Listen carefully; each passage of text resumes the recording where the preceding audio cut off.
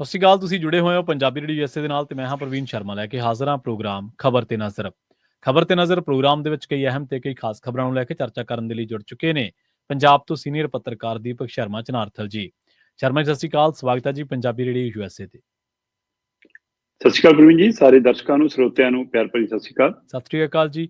Programme ਦੇ ਵਿੱਚ ਅੱਗੇ ਵਧਣ ਤੋਂ ਪਹਿਲਾਂ ਧੰਨਵਾਦ ਕਰਦੇ ਚਲੇ ਸਪਾਂਸਰਸ ਦਾ ਜਿਹੜੇ ਜ਼ਰੀਆ ਬਣਦੇ ਨੇ ਇਹਨਾਂ ਪ੍ਰੋਗਰਾਮਾਂ ਨੂੰ ਤੁਹਾਡੇ ਤੱਕ ਪਹੁੰਚਾਉਣ ਦੇ ਲਈ। ਖਾਲਸਾ ਇੰਸ਼ੋਰੈਂਸ ਏਜੰਸੀ ਵਾਲੇ, ਜਿਨ੍ਹਾਂ ਤੋਂ ਤੁਸੀਂ ਹਰ ਤਰੀਕੇ ਦੀ ਇੰਸ਼ੋਰੈਂਸ ਲੈ ਸਕਦੇ ਹੋ। ਇੰਸ਼ੋਰੈਂਸ ਬਾਰੇ ਪਤਾ ਕਰਨ ਦੇ ਲਈ ਇਹਨਾਂ ਦਾ ਨੰਬਰ ਹੈ 408-272-2500। ਇਹ 1992 ਤੋਂ ਲਗਾਤਾਰ ਇੰਸ਼ੋਰੈਂਸ ਬਿਜ਼ਨਸ ਦੇ ਵਿੱਚ ਸ਼ਾਨਦਾਰ ਸੇਵਾਵਾਂ ਦੇ ਰਹੇ ਨੇ ਤੇ ਅਮਰੀਕਾ ਭਰ ਦੇ ਵਿੱਚ ਇੰਸ਼ੋਰੈਂਸ ਕਰਦੇ ਨੇ। ਓਬਾਮਾ ਕੇਅਰ, ਮੈਡੀਕੇਅਰ ਜਾਂ ਫਿਰ ਕਵਰਡ ਕੈਲੀਫੋਰਨੀਆ ਬਾਬਤ ਪਾਲਿਸੀ ਕਰਵਾਉਣ ਦੇ ਲਈ ਸਲਾਹ ਲੈਣ ਦੇ ਲਈ ਅੱਜ ਹੀ ਕਾਲ ਕਰੋ 408-272-2500 ਤੇ। ਟਰਕੀਨ ਇਮੀਗ੍ਰੇਸ਼ਨ ਲਾ ਫਰਮ ਵਾਲੇ ਜੇ ਟਰਕੀਆਨਾ ਟੋਰਨੀ ਟਰਕੀਆਨਾ ਦੇ ਨਾਲ ਤੁਸੀਂ US ਇਮੀਗ੍ਰੇਸ਼ਨ ਬਾਬਤ ਕੋਈ ਵੀ ਸਲਾਹ ਕਰਨੀ ਹੈ, ਕੋਈ ਵੀ ਸਵਾਲ ਪੁੱਛਣਾ ਤੇ ਇਹਨਾਂ ਦਾ ਨੰਬਰ ਹੈ 415909-0503। Gurdeep Singh Birdi Clovis, Mandeep Singh, Sandeep Kaur San Jose, Jind Kaur, Anayat Kaur Bakersfield, Mahinder Singh, Mahinder Kaur Mattu Yuba City, Amrik Singh Atwal, Jarnail Singh Yuba City ਤੇ ਜਸਵਿੰਦਰ ਸਿੰਘ ਨਾਗਰਾ ਰੋਜ਼ਵੈਲ ਤੋਂ। ਇਹਨਾਂ ਸਾਰੇ ਹੀ ਸਪਾਂਸਰਸ ਦਾ ਬਹੁਤ ਬਹੁਤ ਧੰਨਵਾਦ। ਤੇ ਜੇਕਰ ਤੁਸੀਂ ਵੀ ਪੰਜਾਬੀ ਰੇਡੀਓ USA ਦੇ ਇਹਨਾਂ ਪ੍ਰੋਗਰਾਮਾਂ ਨੂੰ ਸਪਾਂਸਰ ਕਰਨਾ ਚਾਹੁੰਦੇ ਹੋ ਤਾਂ ਸਟੂਡੀਓ ਦਾ ਨੰਬਰ ਹੈ 408-272-5200। ਅੱਜ ਦਾ ਖਬਰ ਤੇ ਨਜ਼ਰ ਪ੍ਰੋਗਰਾਮ ਸਾਲ 2024 ਦੀ 26 ਨਵੰਬਰ ਦਾ ਪ੍ਰੋਗਰਾਮ ਹੈ ਤੇ ਦਿਨ ਅੱਜ ਮੰਗਲਵਾਰ ਹੈ। ਖਬਰਾਂ ਦੀ ਸ਼ੁਰੂਆਤ ਕਰੀਏ ਸ਼ਰਮਾ ਜੀ ਆਪਾਂ ਇਸ ਵੇਲੇ ਦੀ ਅਹਿਮ ਖਬਰ ਤੋਂ, ਜਿਹੜੀ ਕਿ ਸਿਆਸੀ ਵੀ ਹੈ ਤੇ ਸਿਆਸਤ ਦੇ ਨਾਲ ਜੁੜੀ ਵੀ ਹੈ। ਖਬਰਾਂ ਮਸਲੇ ਦੋ ਨੇ ਪਰ ਸਿਆਸਤ ਦੇ ਨਾਲ ਦੋਵੇਂ ਜਾ ਜੁੜਦੇ ਨੇ।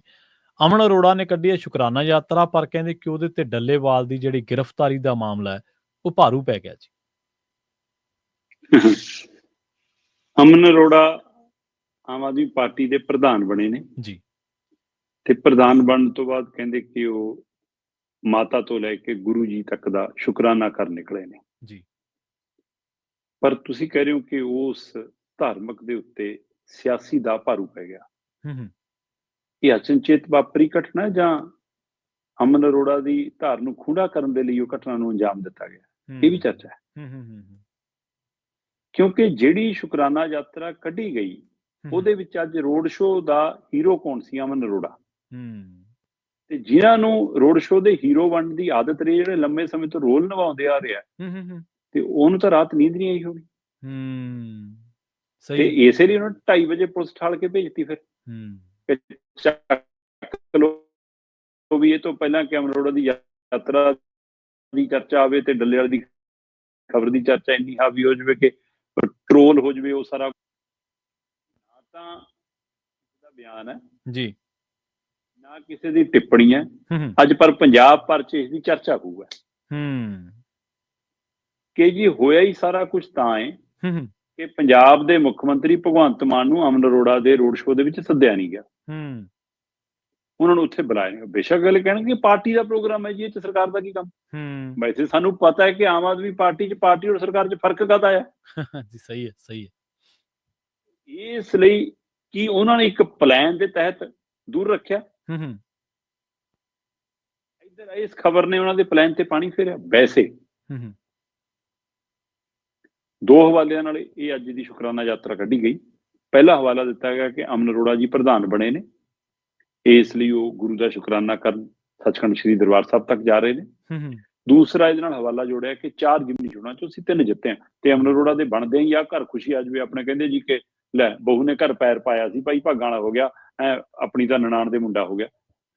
ਸੋ ਅਗਲੇ ਕਹਿਣਗੇ ਜੀ ਅਮਨ ਅਰੋੜਾ ਪ੍ਰਧਾਨ ਬਣ ਕੇ ਆਏ ਸੀ, ਆਉਂਦੇ ਜੀ 3 ਸੀਟਾਂ ਜਿੱਤ ਗਏ, ਨਤੀਜੇ ਤਾਂ ਬਾਅਦ ਚੋਂ ਆਏ। ਸੋ ਕੀ ਇਹ ਸਾਰੀ ਜੀ ਸੱਚਮੁੱਚ ਅਮਨ ਅਰੋੜਾ ਦੇ ਪ੍ਰਧਾਨ ਬਣਨ ਦੀ ਖੁਸ਼ੀ ਦੇ ਵਿੱਚ ਇਹ ਸ਼ੁਕਰਾਨਾ ਯਾਤਰਾ ਹੁੰਦੀ ਤਾਂ ਠੀਕ ਹੈ। ਤੁਸੀਂ ਪਟਿਆਲੇ ਇਤਿਹਾਸਕ ਕਾਲੀ ਮਾਤਾ ਦੇ ਮੰਦਿਰ ਵੀ ਮੱਥਾ ਟੇਕਦੇ, ਤੁਸੀਂ ਸੱਚਖੰਡ ਦਰਬਾਰ ਸਾਹਿਬ, ਦੁਰਗਿਆਣਾ ਮੰਦਿਰ ਤੇ ਰਾਮ ਤੀਰਥ ਵੀ ਜਾਂਦੇ। ਪਰ ਇਹ ਯਾਤਰਾ ਫਿਰ ਅਮਨ ਅਰੋੜਾ ਦੇ ਘਰ ਤੋਂ ਕਿਉਂ ਨਹੀਂ ਸ਼ੁਰੂ ਹੋਈ? ਇਹ ਯਾਤਰਾ ਉਹਦੇ ਵਿਧਾਨ ਸਭਾ ਹਲਕੇ ਤੋਂ ਕਿਉਂ ਨਹੀਂ ਸ਼ੁਰੂ ਹੋਈ? ਸਹੀ ਸਹੀ। ਇਹ ਯਾਤਰਾ ਨੂੰ ਤੁਸੀਂ ਫਿਰ ਆਮ ਆਦਮੀ ਪਾਰਟੀ ਦੇ ਦਫ਼ਤਰ ਤੋਂ ਕਿਉਂ ਨਹੀਂ ਸ਼ੁਰੂ ਕੀਤਾ? ਦੂਜੇ ਪਾਸੇ ਜੇ 3 ਸੀਟਾਂ ਜਿੱਤਣ ਦੇ ਹਵਾਲੇ ਨਾਲ ਹੈ, ਫਿਰ ਇਹ ਯਾਤਰਾ ਦੇ ਪੈਰ ਗਿੱਦੜਬਾਹਾ ਚ ਵੀ ਪੈਣੇ ਚਾਹੀਦੇ ਸੀ। ਫਿਰ ਇਹ ਯਾਤਰਾ ਚੱਬੇਵਾਲ ਤੇ ਡੇਰਾ ਬਾਬਾ ਨਾਨਕ ਵੀ ਜਾਣੀ ਚਾਹੀਦੀ ਸੀ। ਹੁਣ ਇਹ ਪਟਿਆਲਾ ਤੋਂ ਅੰਮ੍ਰਿਤਸਰ ਗਈ ਹੈ। ਪਟਿਆਲਾ ਤੋਂ ਅੰਮ੍ਰਿਤਸਰ ਦੇ ਰਾਹ ਦੇ ਵਿੱਚ ਪਟਿਆਲੇ ਤੋਂ ਚੱਲ ਕੇ ਲੁਧਿਆਣਾ, ਲੁਧਿਆਣੇ ਤੋਂ ਚੱਲ ਕੇ ਫਗਵਾੜਾ, ਫਗਵਾੜੇ ਤੋਂ ਚੱਲ ਕੇ ਜਲੰਧਰ, ਜਲੰਧਰ ਤੋਂ ਚੱਲ ਕੇ ਅੰਮ੍ਰਿਤਸਰ, ਇਹ 5 ਉਹ ਨੇ ਜਿਹਦੇ ਲਈ ਨੋਟੀਫਿਕੇਸ਼ਨ ਜਾਰੀ ਹੋ ਗਿਆ ਕਿ ਇੱਥੇ ਨਗਰ ਨਿਗਮ ਚੋਣਾਂ ਨੇ। ਜੀ, ਇਹ ਜਨਾਬ ਸ਼ੁਕਰਾਨਾ ਯਾਤਰਾ ਧਾਰਮਿਕ ਨਹੀਂ, ਇਹ ਸਿਆਸੀ ਯਾਤਰਾ ਹੈ। ਸਹੀ ਸਹੀ। ਇੱਕ ਪਹਿਲੂ। ਦੂਜਾ ਪਾਸਾ, ਆਮ ਆਦਮੀ ਪਾਰਟੀ ਭਗਵੰਤ ਮਾਨ ਨੂੰ ਇਹ ਸੁਨੇਹਾ ਦੇਣਾ ਚਾਹੁੰਦੀ ਆ ਕਿ ਅਸੀਂ ਹੁਣ ਇੱਕ ਹੋਰ ਲੀਡਰਸ਼ਿਪ ਤਿਆਰ ਕਰ ਲਈ ਆ ਕਿ ਇਸ ਨੂੰ ਵੀ ਤਿਰੰਗਾ ਲਹਿਰਾਉਣਾ ਆਉਂਦਾ, ਇਸ ਨੂੰ ਵੀ ਆਪਣੇ ਉੱਤੇ ਆਪ ਹੀ ਵੰਡ ਕੇ ਫੁੱਲ ਭਰਵਾਉਣੇ ਆਉਂਦੇ ਨੇ, ਇਸ ਨੂੰ ਵੀ ਹਾਰ ਸਰੋਪੇ ਪਵਾਉਣੇ ਆਉਂਦੇ ਨੇ, ਇਸ ਨੂੰ ਵੀ ਬਿਆਨਬਾਜ਼ੀ ਕਰਨੀ ਆਉਂਦੀ ਹੈ। ਇੱਕ ਪਾਸੇ ਨਗਰ ਨਿਗਮ ਚੋਣਾਂ ਦੇ ਹਵਾਲੇ ਨਾਲ, ਇੱਕ ਪਾਸੇ ਸ਼ਹਿਰੀ ਵੋਟਰ ਦੇ ਹਵਾਲੇ ਨਾਲ, ਦੂਸਰੇ ਪਾਸੇ ਆਪਣੇ ਮੁੱਖ ਮੰਤਰੀ ਨੂੰ ਇਹ ਸੁਨੇਹਾ ਦੇਣ ਦੇ ਹਵਾਲੇ ਨਾਲ ਕਿ ਲੈ ਭਾਈ ਲੀਡਰਸ਼ਿਪ ਤਿਆਰ ਹੋ ਰਹੀ ਆ, ਹੁਣ ਇਹ ਨਾ ਰਹੀ ਕਿ ਤੇਰੇ ਸਹਾਰੇ ਹੀ ਆ। ਤੇ ਇਸ ਸ਼ੁਕਰਾਨਾ ਯਾਤਰਾ ਰਾਹੀਂ ਬੀਜੇਪੀ ਨੂੰ ਵੀ ਸੁਨੇਹਾ ਦੇਣ ਦੀ ਕੋਸ਼ਿਸ਼ ਆ ਕਿ ਜਿਹੜੇ ਦਾ ਤੁਸੀਂ ਅਜੇ ਚੱਲਣੇ ਅਸੀਂ ਚੱਲ ਲਏ। ਕਾਮਯਾਬ ਕੌਣ ਹੋਊਗਾ ਇਹ ਆਉਣ ਵਾਲਾ ਸਮਾਂ ਦੱਸੂਗਾ। ਚਿਹਰਾ ਵੀ ਲਿਆਂਦਾ ਪ੍ਰਧਾਨ ਬਣਾ ਕੇ, ਅਸੀਂ OBC ਚਿਹਰਾ ਵੀ ਲਿਆਂਦਾ ਹੈ ਨਾ, ਅਸੀਂ ਕਿਸੇ ਨੂੰ ਸਪੀਕਰ ਵੀ ਬਣਾਇਆ ਬਾਕੀ ਭਾਈਚਾਰਿਆਂ ਦੇ ਚੋਂ, ਅਸੀਂ ਕਿਸੇ ਨੂੰ ਜੀ ਉਪ ਮੁੱਖ ਮੰਤਰੀ ਵੀ ਬਣਾ ਦਾਂਗੇ ਹੁਣ ਆਉਣ ਵਾਲੇ ਦਿਨਾਂ 'ਚ, ਇਹ ਵੀ ਚਰਚਾ। ਔਰ ਇੱਕ ਨਹੀਂ 2 ਉਪ ਮੁੱਖ ਮੰਤਰੀ ਬਣ ਸਕਦੇ ਨੇ, ਇੱਕ ਐਸੀ ਭਾਈਚਾਰੇ ਚੋਂ, ਇੱਕ ਮਹਿਲਾ ਵਰਗ ਚੋਂ। ਇਹ ਸ਼ੁਕਰਾਨਾ ਯਾਤਰਾ ਨਗਰ ਨਿਗਮ ਚੋਣ ਜੀ, ਤੇ ਖਾਸ ਕਰਕੇ ਇਹ ਸਾਰੇ ਪਹਿਲੂ ਤੋਂ ਕਿ ਮੁੱਖ ਮੰਤਰੀ ਸਾਹਿਬ ਨੂੰ ਇਹ ਸੁਨੇਹਾ ਹੋ ਜਾਵੇ ਕਿ ਤੁਹਾਡੇ ਬਰਾਬਰ ਲੀਡਰਸ਼ਿਪ ਹੈ, ਤੋ ਇਹਦੇ ਹੀ ਭਣਕ ਮੁੱਖ ਮੰਤਰੀ ਨੂੰ ਸੀ ਕਹਿੰਦੇ। ਇਸ ਲਈ ਲੋਕਾਂ 'ਚ ਚਰਚਾ ਕਿ ਇਸ ਲਈ ਇਹ ਸਾਰੀ ਯਾਤਰਾ ਨਾਲੋਂ ਵੱਧ ਖਬਰ ਡੱਲੇਵਾਲ ਦੀ ਚੱਲੇ, ਇਸ ਲਈ ਇਹ ਸਾਰਾ ਕੁਝ ਕਹਿੰਦੇ ਗ੍ਰਿਫਤਾਰੀ ਕੀਤੀ ਹੈ। ਲੋਕ ਤਾਂ ਇੱਥੋਂ ਤੱਕ ਗੱਲਾਂ ਕਰੀ ਜਾਂਦੇ ਨੇ ਕਿ ਡੱਲੇਵਾਲ ਤੇ ਭਗਵੰਤ ਮਾਨ ਦੀ ਯਾਰੀ ਬਹੁਤ ਹੈ। ਅੱਛਾ ਜੀ ਜੀ। ਅੱਛਾ ਸ਼ਰਮਾ ਜੀ, ਇੱਕ ਗੱਲ ਹੋਰ ਦਾ ਆਪਾਂ ਥੋੜਾ ਜਿਹਾ ਇੱਥੇ ਚਰਚਾ ਕਰਾਂਗੇ ਕਿ ਜਿਵੇਂ ਮੰਨ ਲਓ ਬਾਕੀ ਪਾਰਟੀਆਂ ਨੇ ਵੱਖ-ਵੱਖ ਵਿੰਗ ਰੱਖੇ ਨੇ, ਆਹ ਜੀ ਸਾਡਾ SC ਵਿੰਗ ਆ, ਆਹ ਜੀ ਸਾਡਾ ਫਲਾਂ ਵਿੰਗ ਆ। ਮੇਰੇ ਖਿਆਲ ਦੇ ਨਾਲ ਅਕਾਲੀ ਦਲ ਨੂੰ ਇਹਦੇ ਤੋਂ ਬਚਣਾ ਚਾਹੀਦਾ ਸੀ, ਕਿਉਂਕਿ ਪੰਥਕ ਰਹੁ ਰੀਤਾਂ ਦੇ ਮੁਤਾਬਕ ਜੇ ਖੇਤਰੀ ਪਾਰਟੀ ਇਹਨਾਂ ਚੀਜ਼ਾਂ ਤੋਂ ਬਚੀ ਰਹਿੰਦੀ ਤਾਂ ਸ਼ਾਇਦ ਦੂਜੀਆਂ ਪਾਰਟੀਆਂ ਨੂੰ ਵੀ, ਜਿਵੇਂ ਅੱਜ ਫਲਾਣੇ ਭਾਈਚਾਰੇ ਚੋਂ ਆਹ ਲੈ ਲਓ, ਫਲਾਣੇ ਭਾਈਚਾਰੇ ਚੋਂ ਆਹ ਲੈ ਲਓ, ਇਹ ਸ਼ਾਇਦ ਇੰਨੀ ਧਾਰ ਤਿੱਖੀ ਨਾ ਹੁੰਦੀ ਜੇਕਰ ਖੇਤਰੀ ਪਾਰਟੀਆਂ ਬਚ ਜਾਂਦੀਆਂ ਇਹਦੇ ਤੋਂ। ਨਹੀਂ ਦੇਖੋ, ਬਾਕੀ ਖੇਤਰੀ ਪਾਰਟੀਆਂ ਦਾ ਹੋਰ ਤਰ੍ਹਾਂ ਦਾ ਸਰੂਪ ਹੋ ਸਕਦਾ ਹੈ, ਉਹਨਾਂ ਦੀ ਬਣਤਰ ਹੋਰ ਤਰ੍ਹਾਂ ਦੀ ਹੋ ਸਕਦੀ ਹੈ, ਉਹ ਰਾਜਨੀਤਿਕ ਪੈਮਾਨੇ ਤੇ ਹੀ ਹੈ ਨਾ ਖੇਤਰੀ ਪਾਰਟੀਆਂ ਦੀ ਹੋਣ। ਪਰ ਸ਼੍ਰੋਮਣੀ ਅਕਾਲੀ ਦਲ ਦੀ ਤਾਂ ਟੇਕ ਹੀ ਪੰਥ ਦੇ ਹਵਾਲੇ ਨਾਲ। ਸਹੀ ਬਿਲਕੁਲ। ਸ਼੍ਰੋਮਣੀ ਅਕਾਲੀ ਦਲ ਤਾਂ ਹੈ ਹੀ ਪੰਥਕ ਸਿਧਾਂਤ ਤੇ ਉਹ ਉਸ ਪੰਥਕ ਸਿਧਾਂਤ ਚੋਂ ਆਉਂਦੀ ਹੈ, ਉਸ ਸਿੱਖ ਸਿਧਾਂਤ ਚੋਂ ਆਉਂਦੀ ਹੈ ਜਿੱਥੇ ਜਾਤ ਪਾਤ ਦਾ ਕੋਈ ਥਾਂ ਹੀ ਨਹੀਂ। ਤੇ ਇਹਨਾਂ ਨੇ ਵੀ ਬਣਾਤੇ ਵਿੰਗ ਉਵੇਂ। ਇਸ ਲਈ ਤੁਹਾਡੀ ਤਾਂ ਵਿੰਗ ਦਾ ਮਤਲਬ ਹੀ ਨਹੀਂ ਸੀ ਕੋਈ। ਸਹੀ। ਹਾਂ, ਭਾਈਚਾਰਿਆਂ ਨੂੰ ਨੁਮਾਇੰਦਗੀ ਮਿਲਣੀ ਚਾਹੀਦੀ ਹੈ, ਇੱਕ ਵੱਖਰੀ ਗੱਲ ਹੈ ਜੀ। ਜੇ ਏਦਾਂ ਨੁਮਾਇੰਦਗੀ ਮਿਲਣੀ ਚਾਹੀਦੀ ਹੈ ਤਾਂ ਝਾਤ ਮਾਰੋ ਸ਼੍ਰੋਮਣੀ ਕਮੇਟੀ ਦੇ ਵਿੱਚ ਇਹ ਚੇਚੇ ਤੌਰ ਤੇ ਸੀਨੀਅਰ ਵਾਈਸ ਪ੍ਰਧਾਨ ਨੇ ਬਣਾਉਂਦੇ ਨੇ, ਕਦੇ ਪ੍ਰਧਾਨ ਨਹੀਂ ਬਣਾਇਆ, ਸਹੀ ਬਿਲਕੁਲ ਸਹੀ ਜੀ। ਸੋ ਕਈ ਪਟਿਆਲੇ ਕੰਨੀ ਦੇਖ ਸਕਦੇ ਨੇ, ਪਟਿਆਲੇ ਕੰਨੀ ਵੀ ਝਾਤ ਮਾਰ ਕੇ ਦੇਖੋ, ਜਿਹਨੂੰ ਪ੍ਰਧਾਨ ਬਣਾਇਆ ਉਹਦੇ ਪਿੱਛੇ ਵੀ ਉਹ ਲੌਜਿਕ ਨਹੀਂ ਹੈ ਜਿਹਦੇ ਪਿੱਛੇ ਤੁਸੀਂ ਸੀਨੀਅਰ ਵਾਈਸ ਪ੍ਰਧਾਨ ਬਣਾਉਂਦੇ ਹੋ। ਸੋ ਇਹਦਾ ਮਤਲਬ ਤੁਹਾਡੇ ਮਨ ਦੇ ਵਿੱਚੋਂ ਜਾਤ ਪਈ ਹੈ ਕਿਤੇ ਅਜੇ। ਬਿਲਕੁਲ ਸਹੀ ਜੀ। ਘੱਟੋ ਘੱਟ ਅਕਾਲੀ ਦਲ ਚ ਨਹੀਂ ਹੋਣੀ ਚਾਹੀਦੀ ਸੀ। ਤੇ ਬਾਕੀ ਰਾਜਨੀਤਿਕ ਪਾਰਟੀਆਂ ਤਾਂ ਕਰਨੀ ਰਾਜਨੀਤੀ ਆਈ ਹੈ ਤੇ ਸੱਤਾਧਾਰੀ ਕੇਂਦਰ ਦੇ ਤਖਤ ਤੇ ਜਿਹੜੀ ਰਾਜ ਕਰ ਰਿਹਾ ਰਾਜਨੀਤੀ ਕਰਦੀ ਹੈ। ਬਿਲਕੁਲ ਜੀ। ਡੱਲੇਵਾਲ ਦੀ ਗ੍ਰਿਫਤਾਰੀ ਦੇ ਪਿੱਛੇ ਤੁਸੀਂ ਜਿਹੜੀ ਇੱਕ ਚਰਚਾ ਸਿਆਸੀ ਦਾ ਕੀਤੀ ਹੈ, ਪਰ ਇਹਦੇ ਪਿੱਛੇ ਪੰਜਾਬ ਹੈ ਜਾਂ ਫਿਰ ਦਿੱਲੀ, ਇਹ ਵੀ ਸਵਾਲ ਪੈਦਾ ਹੋ ਗਿਆ। ਦੇਖੋ, ਹੁਣ ਤੁਸੀਂ ਇਸ ਘਟਨਾ ਨੂੰ ਕਿਸਾਨੀ ਪਹਿਲੂ ਤੋਂ ਜਦੋਂ ਦੇਖੋਗੇ ਜੀ, ਕਿਸਾਨੀ ਨਜ਼ਰੀਏ ਤੋਂ ਦੇਖੋਗੇ ਤਾਂ ਇਹ ਸਵਾਲ ਆਏਗਾ ਜੀ ਕਿ ਅੱਜ ਡੱਲੇਵਾਲ ਹੋਰਾਂ ਨੇ ਮਰਨ ਵਰਤ ਤੇ ਬੈਠਣਾ ਸੀ ਜੀ। ਵੈਸੇ ਡੱਲੇਵਾਲ ਹੋਰਾਂ ਦਾ ਮਰਨ ਵਰਤ ਪੁਰਾਣਾ ਵੀ ਚਰਚਾ 'ਚ ਹੈ। ਪਹਿਲਾਂ ਵੀ ਉਹਨਾਂ ਨੇ ਬਿਨਾਂ ਕਿਸੇ ਕੋਈ ਮਨਵਾਇਆ ਮਰਨ ਵਰਤ ਤੋੜ ਲਿਆ ਸੀ ਜੀ। ਤੇ ਵੈਸੇ ਇਸ ਵਾਰ ਉਹ ਕਹਿੰਦੇ ਕਿ ਇਹ ਮਰਨ ਵਰਤ ਉਹੋ ਜਿਹਾ ਨਹੀਂ ਹੋਊਗਾ, ਲੰਘੇ ਕੱਲ ਹੀ ਉਹਨਾਂ ਨੇ ਆਪਣੀ ਸਾਰੀ ਜਾਇਦਾਦ ਆਪਣੇ ਜਵਾਕਾਂ ਦੇ ਨਾਲ, ਆਪਣੇ ਪਰਿਵਾਰ ਦੇ ਨਾਲ ਕੀਤੀ ਆ। ਉਹ ਕਹਿੰਦੇ ਇਸ ਲਈ ਕੀਤੀ ਹੈ ਤਾਂ ਕਿ ਬਾਅਦ ਚੋਂ ਕੋਈ ਕਲੇਸ਼ ਨਾ ਪਵੇ। ਉਹ ਕਹਿੰਦੇ ਕਿ ਹੁਣ ਨਹੀਂ, ਹੁਣ ਤਾਂ ਬਿਨਾਂ ਮੰਗਾ ਮਨਵਾਇਆ ਮਰਨ ਵਰਤ ਟੁੱਟੂਗਾ ਨਹੀਂ। ਸੋ ਇਸ ਲਈ ਕਹਿੰਦੇ ਮੈਂ ਮਰਨ ਵਰਤ ਤੇ ਬੈਠਣਾ। ਹੁਣ ਜਦੋਂ ਡੱਲੇਵਾਲ ਉਹਨਾਂ ਨੇ ਮਰਨ ਵਰਤ ਤੇ ਬੈਠਣਾ ਸੀ ਤਾਂ ਇੱਕ ਕਿਸਾਨ ਪਹਿਲੂਆਂ ਤੇ ਸੀ ਜੀ। ਉਹ ਕਿਸਾਨ ਪਹਿਲੂ ਜਿਹਨਾਂ ਨੂੰ ਲੈ ਕੇ ਉਹ ਸ਼ੰਭੂ ਤੇ ਖਨੌਰੀ ਬੈਠੇ ਨੇ, ਉਹਨਾਂ ਨਾਲ ਪੰਧੇਰ ਹੋਰੀ ਤੇ ਹੋਰ ਜਥੇਬੰਦੀਆਂ ਵੀ ਨੇ, ਤੇ ਉਹ ਦਿੱਲੀ ਤੋਂ ਪਰਤੇ ਅੰਦੋਲਨ ਦੇ ਹਵਾਲੇ ਨਾਲ ਹੋਏ ਧੋਖਿਆਂ ਦਾ ਵੀ ਹਵਾਲਾ ਦਿੰਦੇ ਨੇ, ਉਹ ਤੋਂ ਬਾਅਦ ਅਗਲੇ ਕਦਮਾਂ ਦਾ ਵੀ ਹਵਾਲਾ ਦਿੰਦੇ ਨੇ। ਇਸ ਹਵਾਲਿਆਂ ਨਾਲ ਉਹਨਾਂ ਨੇ ਐਲਾਨ ਕੀਤਾ ਸੀ ਕਿ ਮੈਂ ਅੱਜ ਤੋਂ ਮਰਨ ਵਰਤ, ਅੱਜ ਦਾ ਦਿਨ ਹੀ ਕਿਉਂ ਚੁਣਿਆ, ਠੀਕ ਹੈ 26 ਨਵੰਬਰ ਹੀ ਕਿਉਂ ਚੁਣੀ? ਇੱਕ ਪਾਸੇ ਤਾਂ ਸੰਵਿਧਾਨ ਦਿਵਸ ਹੈ, ਹੂੰ ਦੂਸਰੇ ਪਾਸੇ 26 ਨਵੰਬਰ 2020 ਨੂੰ ਹੀ 3 ਖੇਤੀ ਕਾਨੂੰਨ ਵਾਪਸ ਕਰਾਉਣ ਲਈ ਅੰਦੋਲਨ ਪੰਜਾਬ ਤੋਂ ਦਿੱਲੀ ਨੂੰ ਤੁਰਿਆ ਸੀ। ਹੂੰ ਇਸ ਹਵਾਲੇ ਨਾਲ ਵੀ ਇਹ ਦਿਨ ਚੁਣਿਆ। ਚਲੋ ਖਨੌਰੀ ਚੁਣਨ ਪਿੱਛੇ ਵੀ ਪਤਾ ਕਿ ਉੱਥੇ ਜੋ ਵਾਪਰਿਆ ਸੀ, ਇਸ ਲਈ ਉਹਨਾਂ ਨੇ ਖਨੌਰੀ ਨੂੰ ਪਹਿਲ ਦਿੱਤੀ। ਪਰ ਸਵਾਲ ਇਹ ਹੈ ਕਿ ਜੇ ਡੱਲੇਵਾਲ ਹੋਰਾਂ ਦੀ ਸਿਹਤ ਦਾ ਪੰਜਾਬ ਸਰਕਾਰ ਨੂੰ ਇੰਨਾ ਹੀ ਫਿਕਰ ਸੀ, ਕਿਉਂਕਿ ਚੱਕ ਕੇ ਲੈ ਗਏ ਰਾਤ ਨੂੰ 2:30 ਵਜੇ ਤੇ ਬਾਅਦ ਚੋਂ ਦਿਨ ਚੜ੍ਹੇ ਹੀ ਪਤਾ ਲੱਗਿਆ ਕਿ ਜੀ ਕਿ ਲੁਧਿਆਣੇ ਹਸਪਤਾਲ 'ਚ ਦਾਖਲ ਨੇ। ਜੇ ਸਿਹਤ ਦਾ ਇੰਨਾ ਫਿਕਰ ਸੀ ਤਾਂ ਹੁਣ ਤੱਕ ਕਿਸਾਨ ਉੱਥੇ ਬੈਠੇ ਕਿਉਂ ਨੇ ਭਾਈ? ਜੇ ਕੇਂਦਰ ਨਹੀਂ ਸੁਣਦਾ ਤਾਂ ਪੰਜਾਬ ਸਰਕਾਰ ਆ ਕੇ ਨਾਲ ਬਹਿ ਜਾਂਦੀ। ਜਦੋਂ ਦਿੱਲੀ ਵਾਲੇ ਮੀਟਿੰਗਾਂ ਕਰਨ ਪੰਜਾਬ ਆਉਂਦੇ ਸੀ, ਜਾਖੜ ਇਸੇ ਗੱਲ ਤੋਂ ਨਾਰਾਜ਼ ਆ ਨਾ ਕਿ ਸਾਡੀ ਵਾਲੀ ਪਾਰਟੀ ਦੀ ਸਰਕਾਰ ਹੋਵੇ ਤੇ ਉਹਨਾਂ ਦੇ ਮੰਤਰੀ ਦਿੱਲੀ ਆਉਣ ਤੇ ਪੰਜਾਬ 'ਚ ਬੀਜੇਪੀ ਦੇ ਪ੍ਰਧਾਨ ਨੂੰ ਪੁੱਛਣ ਨਾ, ਮੁੱਖ ਮੰਤਰੀ ਨੂੰ ਨਾਲ ਬਿਠਾਈ ਜਾਣ ਆਮ ਆਦਮੀ ਪਾਰਟੀ ਦੇ, ਜਦੋਂ ਕਿ ਮੁੱਖ ਮੰਤਰੀ ਸੂਬੇ ਦਾ, ਆਮ ਆਦਮੀ ਪਾਰਟੀ ਦਾ ਨਹੀਂਗਾ। ਸਹੀ ਬਿਲਕੁਲ ਸਹੀ। ਪਰ ਜਾਖੜ ਉਹਨਾਂ ਨੇ ਰਾਜਨੀਤੀ ਕੀਤੀ ਕਿਉਂਕਿ ਉਹਨਾਂ ਨੂੰ ਪਤਾ ਹੈ ਕਿ ਮੁੱਖ ਮੰਤਰੀ ਵੀ ਪੰਜਾਬ ਦਾ ਨਾ ਹੋ ਕੇ ਆਮ ਆਦਮੀ ਪਾਰਟੀ ਦਾ ਹੀ ਹੈ। ਇਸ ਲਈ ਜਦੋਂ ਤੁਸੀਂ ਉਹਨਾਂ ਮੀਟਿੰਗਾਂ 'ਚ ਬੈਠਦੇ ਸੀ, ਜੇ ਦਿੱਲੀ ਵਾਲਿਆਂ ਨੇ ਹਟ ਗਏ ਤਾਂ ਤੁਹਾਡੀ ਤਾਂ ਜ਼ਿੰਮੇਵਾਰੀ ਬਣਦੀ ਸੀ ਕਿ ਭਾਈ ਮੇਰੇ ਸੂਬੇ ਦੇ ਲੋਕ ਬੈਠੇ ਨੇ, ਮੈਂ ਉਹਨਾਂ ਦੀ ਸਾਰ ਲੈ ਲਵਾਂ। ਤੁਸੀਂ ਕਿੰਨਾ ਕੁ ਸਾਰ ਲੈ ਲਈ? ਤੁਸੀਂ ਕਿੰਨਾ ਕੁ ਮੁੜ ਕੇ ਪੁੱਛ ਲਿਆ? ਆ ਬੰਦੀ ਸਿੰਘਾਂ ਵਾਲਾ ਇੱਥੇ ਧਰਨਾ ਚੱਲਦਾ, ਤੁਸੀਂ ਜਾਣ ਕੇ ਉਧਰ ਨੂੰ ਜਾਂਦੇ ਨਹੀਂ ਕਿ ਜੇ ਜਾਵਾਂਗੇ ਕੁਛ ਮਾੜੀ ਜਿਹੀ ਹਿਲਜੁਲ ਕਰਾਂਗੇ ਸ਼ਾਇਦ ਵੱਧ ਘੱਟ ਨਾ ਹੋ ਜਾਵੇ, ਇਸ ਲਈ ਚੁੱਪੇ ਵੱਟ ਲਓ। ਸਹੀ ਉਧਰ ਨੂੰ ਤਾਂ ਮੂੰਹ ਹੀ ਨਹੀਂ ਕਰਦੇ। ਉਸੇ ਤਰ੍ਹਾਂ ਇਸ ਪਹਿਲੂ ਤੋਂ ਵੀ ਮੂੰਹ ਫੇਰ ਲਿਆ। ਹੁਣ ਜਦੋਂ ਸਥਿਤੀ ਬਣੀ, ਰਾਤ ਨੂੰ 2:30 ਵਜੇ ਚੱਕਣ ਦੀ ਕੀ ਲੋੜ ਪਈ? 2 ਦਿਨ ਮਰਨ ਬਾਅਦ ਥੋ ਲੈਣ ਦਿੰਦੇ, ਸਿਹਤ ਵਿਗੜਦੀ ਕੁਛ ਵਿਗੜਦੀ, ਫਿਰ ਉਸ ਵਾਲੇ ਨਾਲ ਚੱਕਦੇ। ਲੋਕਾਂ ਨੂੰ ਸਮਝ ਵੀ ਆਉਂਦਾ ਕਿ ਤੁਹਾਨੂੰ ਲੀਡਰ ਦਾ ਫਿਕਰ ਆ ਭਾਈ। ਰਾਤ ਨੂੰ 2:30 ਵਜੇ ਨਾਲ ਦੇ ਸਾਥੀ ਕਹਿੰਦੇ ਕਿ ਕੱਲਾ ਕਸ਼ਹਿਰੀ ਪਾਇਆ ਸੀ, ਪਜਾਮਾ ਵੀ ਨਹੀਂ ਪਾਉਣ ਦਿੱਤਾ, ਕਹਿੰਦੇ ਕੋਟੀ ਸਵੈਟਰ ਵੀ ਨਹੀਂ ਪਾਉਣ ਦਿੱਤੀ, ਤੇ ਤੁਸੀਂ ਚੱਕ ਕੇ ਹਸਪਤਾਲ ਲੈ ਗਏ। ਤੇ ਹੁਣ ਇਹ ਹਸਪਤਾਲ ਨਹੀਂ ਹੈ, ਇਹ ਸਿਹਤ ਨਹੀਂ ਹੈ, ਗ੍ਰਿਫਤਾਰੀ ਹੈ। ਸਹੀ ਬਿਲਕੁਲ ਸਹੀ। ਸਿਰਫ ਇਸ ਲਈ ਕਿ ਜੇ ਥਾਣੇ ਲਿਜਾ ਕੇ ਬੰਦ ਕਰਾਂਗੇ, ਹੈ ਨਾ, ਕਿਤੇ ਸੀਏ ਸਟਾਫ ਬੰਦ ਕਰਾਂਗੇ ਤਾਂ ਲੋਕ ਇਕੱਠੇ ਹੋ ਕੇ ਰੌਲਾ ਪਾਉਣਗੇ, ਇਸ ਲਈ ਐਂ ਦਿਖਾਓ ਜੀ ਇਸ ਤਾਂ ਹਸਪਤਾਲ ਲੈ ਕੇ ਗਿਆ। ਉਹ ਹਸਪਤਾਲ ਨੂੰ ਤੁਸੀਂ ਜੇਲ੍ਹ 'ਚ ਬਦਲਤਾ, ਸਭ ਨੂੰ ਸਮਝ ਆਉਂਦਾ। ਪਰ ਕੀ ਇਹ ਗ੍ਰਿਫਤਾਰੀ ਪੰਜਾਬ ਪੁਲਿਸ ਨੇ ਕੀਤੀ ਹੈ? ਕੀ ਇਹ ਗ੍ਰਿਫਤਾਰੀ ਡੀਜੀਪੀ ਸਾਹਿਬ ਦੇ ਹੁਕਮ ਤੇ ਹੋਈ ਹੈ? ਜਾਂ ਡੀਜੀਪੀ ਸਾਹਿਬ ਨੂੰ ਗ੍ਰਹਿ ਮੰਤਰੀ ਨੇ ਹੁਕਮ ਦਿੱਤਾ ਤੇ ਗ੍ਰਹਿ ਮੰਤਰੀ ਹੀ ਮੁੱਖ ਮੰਤਰੀ ਹੈ? ਤੇ ਪਰ ਪੰਜਾਬ ਦਾ ਮੁੱਖ ਮੰਤਰੀ ਕੌਣ ਹੈ? ਕੀ ਜਿਹੜੇ ਭਾਸ਼ਣਾਂ 'ਚ ਦਿਖਦੇ ਨੇ ਉਹ ਨੇ? ਸਹੀ ਹੈ। ਜਾਂ ਜਿਨ੍ਹਾਂ ਦੇ ਹੁਕਮਾਂ ਤੇ ਅਫਸਰਸ਼ਾਹੀ ਚੱਲਦੀ ਆ ਉਹ ਹੈ? ਕੀ ਤਾਰਾਂ ਦਿੱਲੀ ਤੋਂ ਖੜਕੀਆਂ? ਦਿੱਲੀ ਤੋਂ ਵੀ ਕਿਹੜੀਆਂ ਤਾਰਾਂ? ਦਿੱਲੀਆਂ ਵੀ 2 ਨੇ ਹੁਣ, ਵਾਲੀ ਦਿੱਲੀ ਕਿ ਮੋਦੀ ਵਾਲੀ ਦਿੱਲੀ? ਮੋਦੀ ਵਾਲੀ ਦਿੱਲੀ, ਬਿਲਕੁਲ ਸਹੀ ਹੈ, ਬਿਲਕੁਲ ਸਹੀ ਹੈ। ਰਵਨੀਤ ਬਿੱਟੂ ਕਹਿੰਦਾ ਵੀ ਕੇਂਦਰੀ ਏਜੰਸੀ ਨੇ ਕੁਝ ਨਹੀਂ ਕੀਤਾ, ਪਰ ਰਵਨੀਤ ਬਿੱਟੂ ਦਾ ਯਾਰਾਨਾ ਭਗਵੰਤ ਮਾਨ ਨਾਲ ਕਿਸੇ ਨੂੰ ਲੁਕਿਆ ਨਹੀਂ, ਤੇ ਦੋਵਾਂ ਦਾ ਯਾਰਾਨਾ ਅਮਿਤ ਸ਼ਾਹ ਤੋਂ ਕਿਸੇ ਨੂੰ ਲੁਕਿਆ ਨਹੀਂ। ਸਹੀ ਹੈ। ਕੀ ਇਹ ਸਾਰੀ ਕਾਰਵਾਈ ਅਮਿਤ ਸ਼ਾਹ ਦੇ ਇਸ਼ਾਰੇ ਤੇ ਹੋਈ ਹੈ ਜਾਂ ਕੇਜਰੀਵਾਲ ਦੇ ਇਸ਼ਾਰੇ ਤੇ ਹੋਈ ਹੈ, ਜਾਂ ਇਹ ਸਿਰਫ ਤੇ ਸਿਰਫ ਅਮਨ ਅਰੋੜਾ ਵਾਲਾ ਐਪੀਸੋਡ ਖੁੱਡਾ ਕਰਨ ਦੇ ਲਈ ਹੋਈ ਹੈ? ਜੋ ਵੀ ਹੋਈ ਹੈ, ਪਰ ਇਹ ਸਹੀ ਵਰਤਾਰਾ ਨਹੀਂ ਹੈ। ਇਹ ਵੱਖਰੀ ਗੱਲ ਹੈ ਕਿ ਜਥੇਬੰਦੀਆਂ ਅਜੇ ਵੀ ਇੱਕ ਸੁਰਤਾਲ 'ਚ ਨਹੀਂ ਆ ਰਹੀਆਂ। ਇਹ ਵੱਖਰੀ ਗੱਲ ਹੈ ਜਥੇਬੰਦੀਆਂ ਮੌਕੇ ਦੀ ਨਿਜਾਕਤ ਦੇ ਹਿਸਾਬ ਨਾਲ ਵੀ ਨਹੀਂ ਚੱਲਣਾ ਚਾਹੁੰਦੀਆਂ।